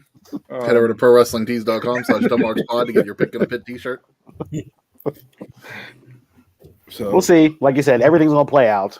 You have Georgia, Tennessee today, so somebody's going to get knocked down there. Ohio State, Michigan, somebody's going to get knocked down there. LSU's at 10, so them and Bama play tonight, so we'll see what about that. Yeah. I think the only people who got gripe is TCU. TCU at 7. They should be above Alabama. I'm sorry. They have 4 wins of ranked opponents in a row. I'd put TCU above Clemson. I would too. I definitely would. So, but yeah, we'll see. It'll play out. Like I say every year, I hope for utter chaos.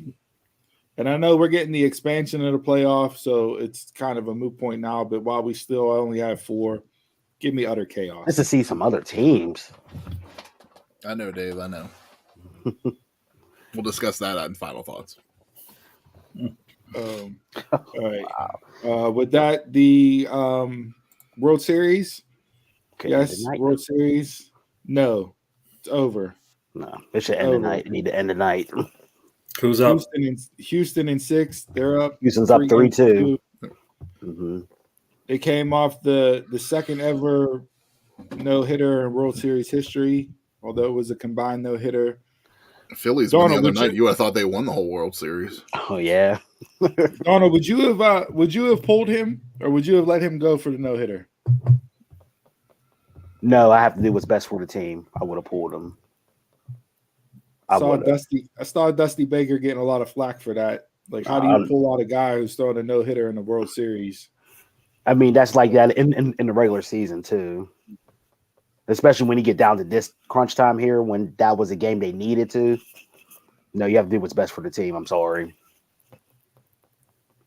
Yeah, I mean, and it's just crazy how baseball is that one sport that is literally day to day. Because you had the Phillies who go from hitting 4 home runs the game before or something ridiculous, 4 9 runs, and then the next night they get shut out with no hit. Like it literally is the true day to day game, not even week to week, but literally day to day. But no, I think Houston wins. I do too. Does this quiet the cheaters bandwagon that's been surrounding them since they won their last World Series and everything came on afterwards if they win this one? I think it does.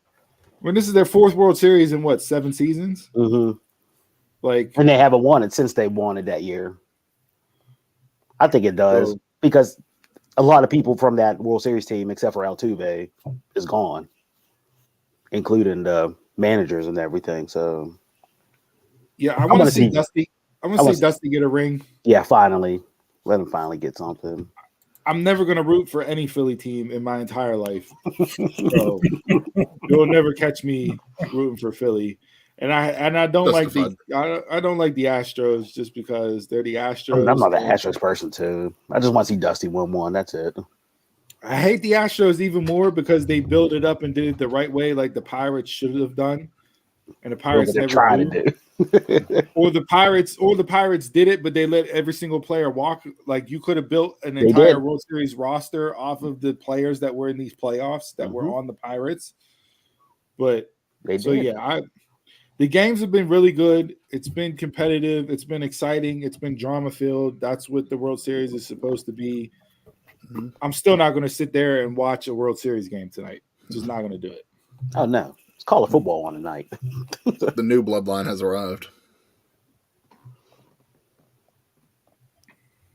Paul and Paul. I mean, hey Logan, let's show up in more than your freaking thermal shoveling snow black tank top. Come dressed to the nines, pal. Show up like it's a big deal. You wearing a TV belt? No, that's Jake Paul's. I don't know what that is. It looks like the XPW title. Whatever. Anything else sports wise? Daniel Snyder possibly could be selling the team. Possibly. Or looking for a minority owner. Mm-hmm. Rumor is Bezos and Jay-Z are going to buy the Commanders. They said Disney was looking at it too.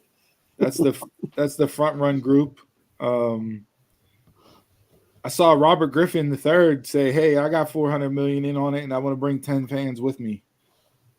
So he's looking to capitalize and become an owner. I don't care what they do with the Commanders. It doesn't. It's not my team, so I don't care. Yeah. They said Jake Paul's belt was a scrap 2.0 title. It didn't just NFL wise. Chase Claypool being traded. Yeah, right move for the Steelers. They don't pay wide receivers a second contract. If you look at their history, they've paid, I believe, 2 wide receivers a second deal: Hines Ward and Antonio Brown. Everybody else is gone. They let Mike Wallace leave. Emmanuel Sanders, they just gave a little to Deontay this past season. Just a little. So They said we wanted the Canada, not the Canadian.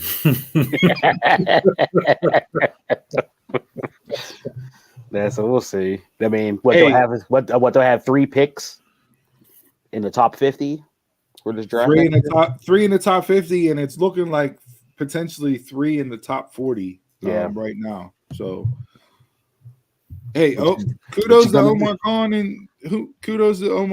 and Andy Weidel.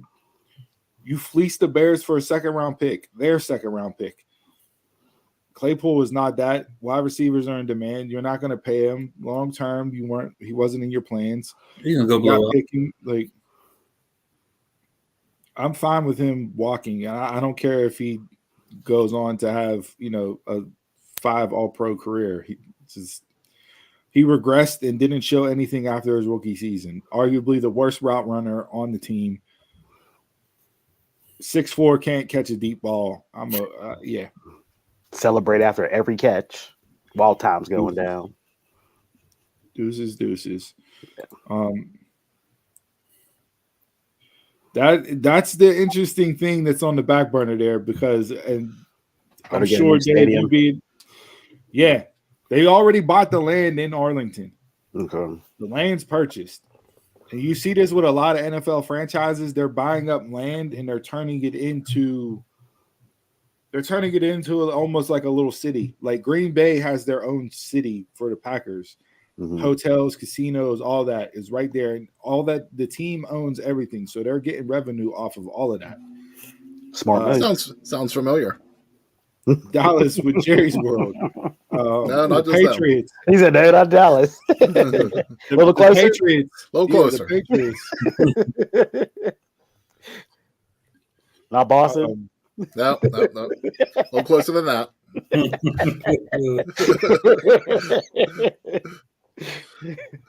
But all parking garages. All the parking garages. Get away from all the parking garage. Own some of a casino. Okay. Okay. Mm-hmm. Oh yeah. That arena on the hill too. Yeah, I got a little cut in that. So yeah, that they can't develop land for across the street. Yeah, of course.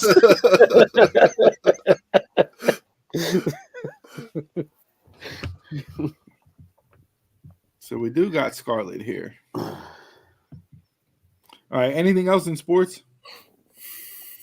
Nope. Good. Right, one got to go.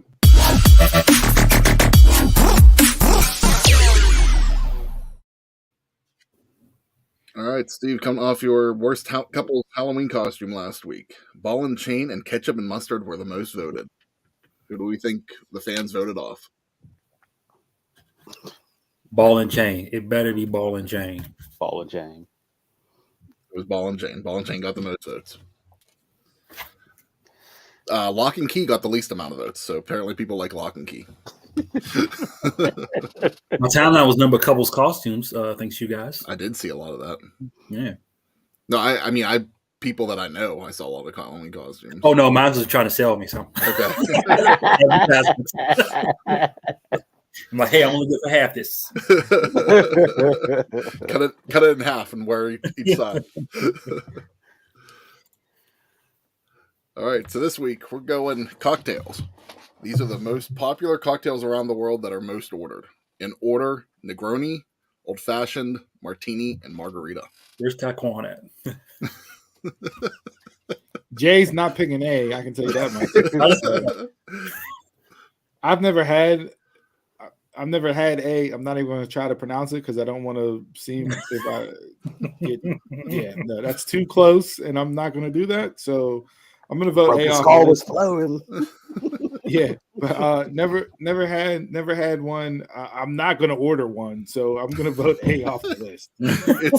It's a gin-based cocktail similar to. I don't care what it is. It can be based in all. It can be based in Kahlua. I don't care. I'm not ordering it. So I take it to the Paul's never had. So I never heard of it. Me neither. Mm-hmm. And that's technically the most ordered cocktail around the world. Really? Yeah. These are in order. Yeah. Of the most? Yep. Yeah, the most. Look, I've never had anything but a margarita, so I'm gonna go. Never had a martini? I'm gonna go martini just because it's a bond drink. Get it off my screen. Hater boy. Blasphemy. God. What is the old fashioned made with? Usually like a whiskey or bourbon. Whiskey or bourbon. It has like bitters in it or two. Orange peel. Orange peel, yeah. Kick martini off. Who likes olives? Nobody. You would. I do. Black olives? It's just for the taste. It's just all olives matter. Man, don't. I mean, I don't like olives, but for the martini drink, I like it. Oh, you don't say. You don't like olives. You don't say.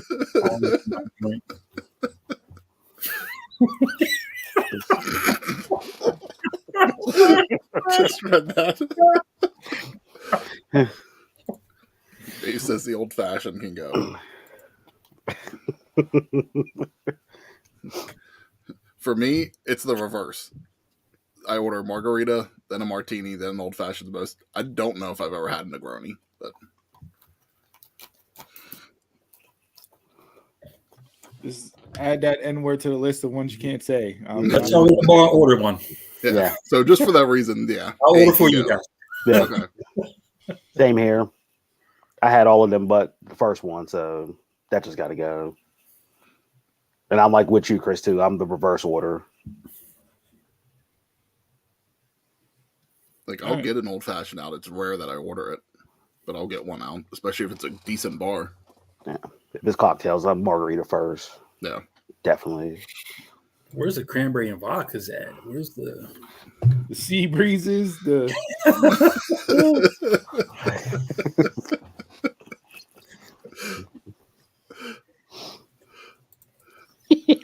Time for final thoughts? Yeah, wrap it up.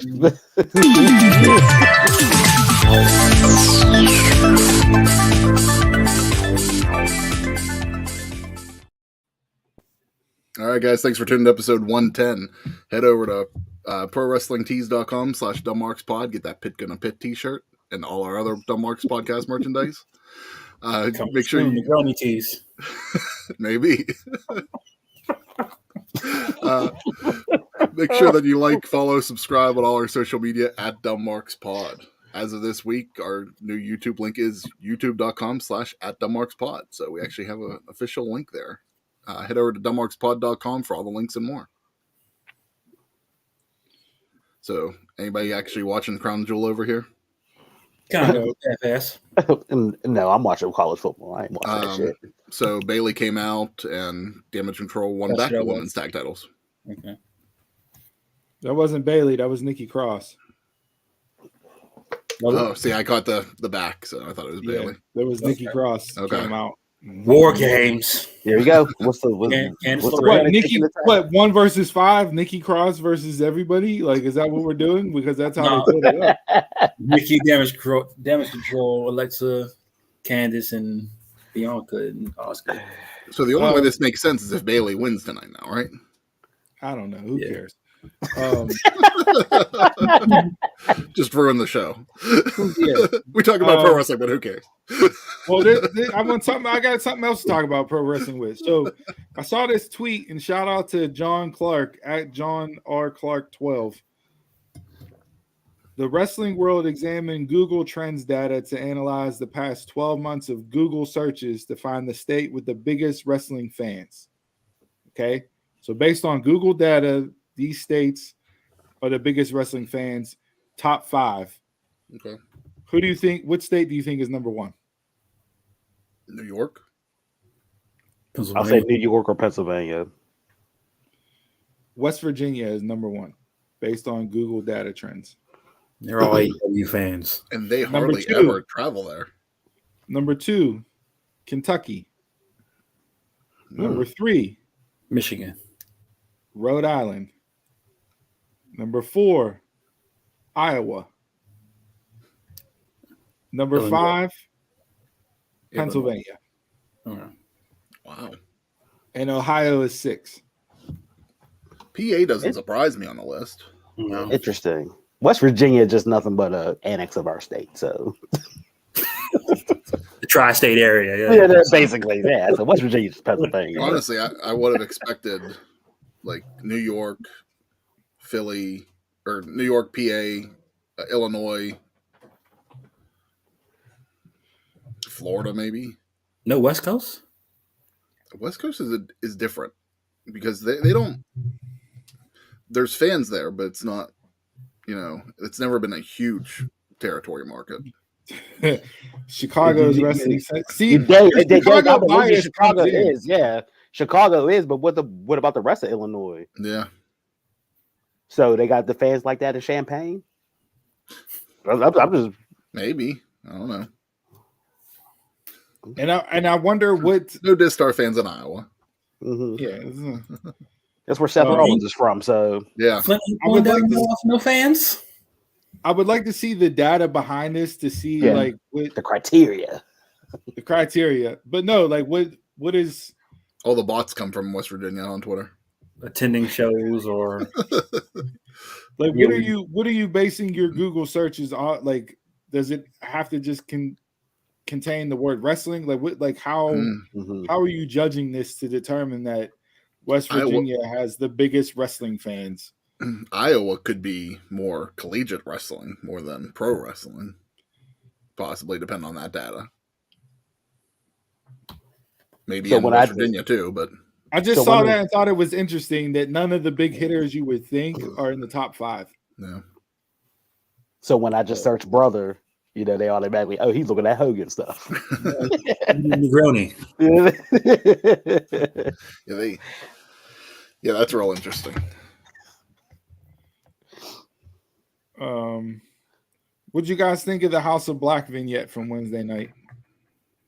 Was Buddy in it? Yes. Okay, I didn't see Buddy. I saw Black and I saw Brody.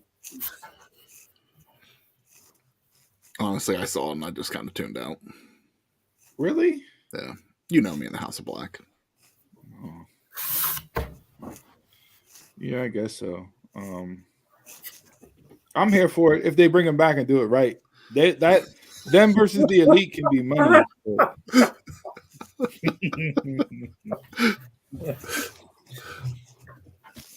I'm the only guy in the group that says nothing and has the most beef. How? I'm not gonna lie. I still think Jason doesn't root for the New Zealand All Blacks. That's his least favorite rugby team. I'm not gonna lie. No, you can come back. You can come back. I think Ty's just JJ in disguise on Switch. Wouldn't that be a thing?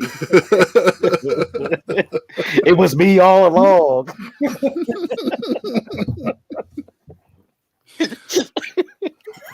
And that's a friend of ours that goes hard at Jason too. Anything else? Anybody got anything else before we wrap up with the quote of the week? Send it home. Nope. Thanks again for tuning in to episode 110 of the Dumb Marks podcast. As always, we appreciate the love and support. Love the chatter. Love the comments.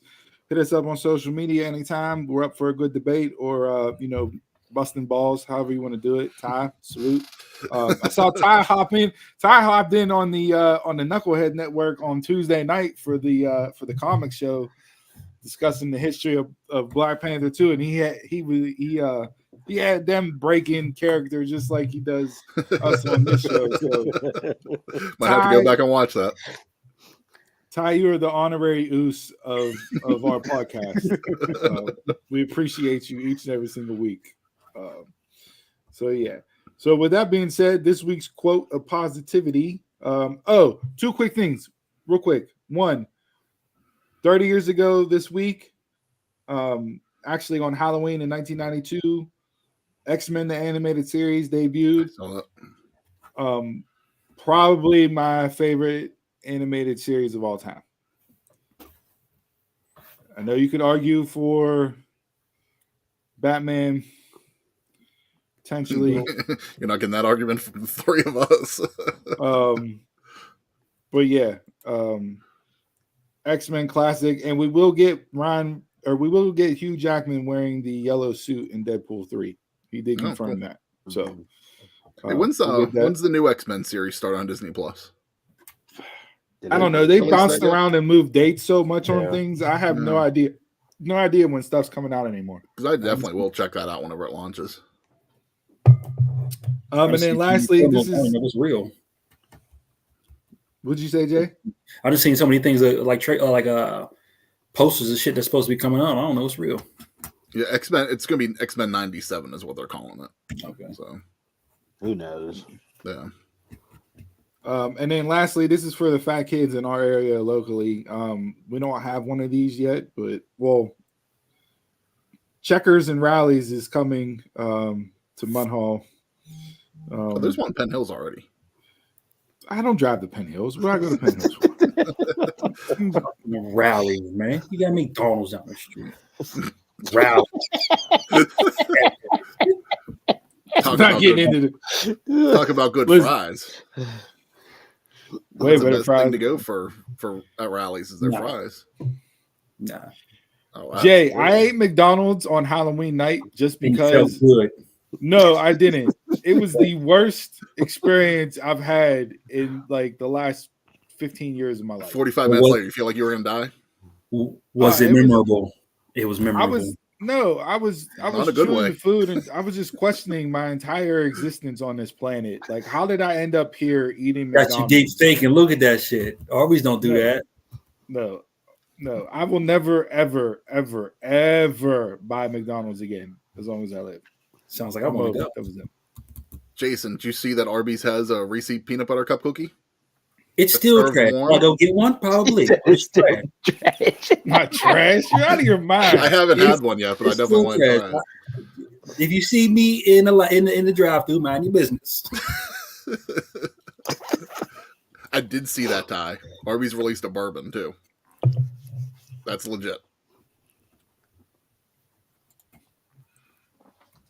So you Trash. got everything now. Is your quote trash. Arby's trash? No, my quote is about peace. We're gonna end the show peacefully. Okay, my quote is about peace. Not until Right. me and Quan, Taquan. So our differences, will there be peace? You got a few people to settle some differences with. Oh, I got a ton of people. Why is Karrion Kross climbing up to the top of the? All right, so peace. Anyways, peace. Whoa! Don't do that. All right, peace. Positive energy activates constant elevation. Positive energy activates constant elevation. Mhm. And with that, I'm Mark. You're Mark Telemark. Until next time, y'all can catch us around the way.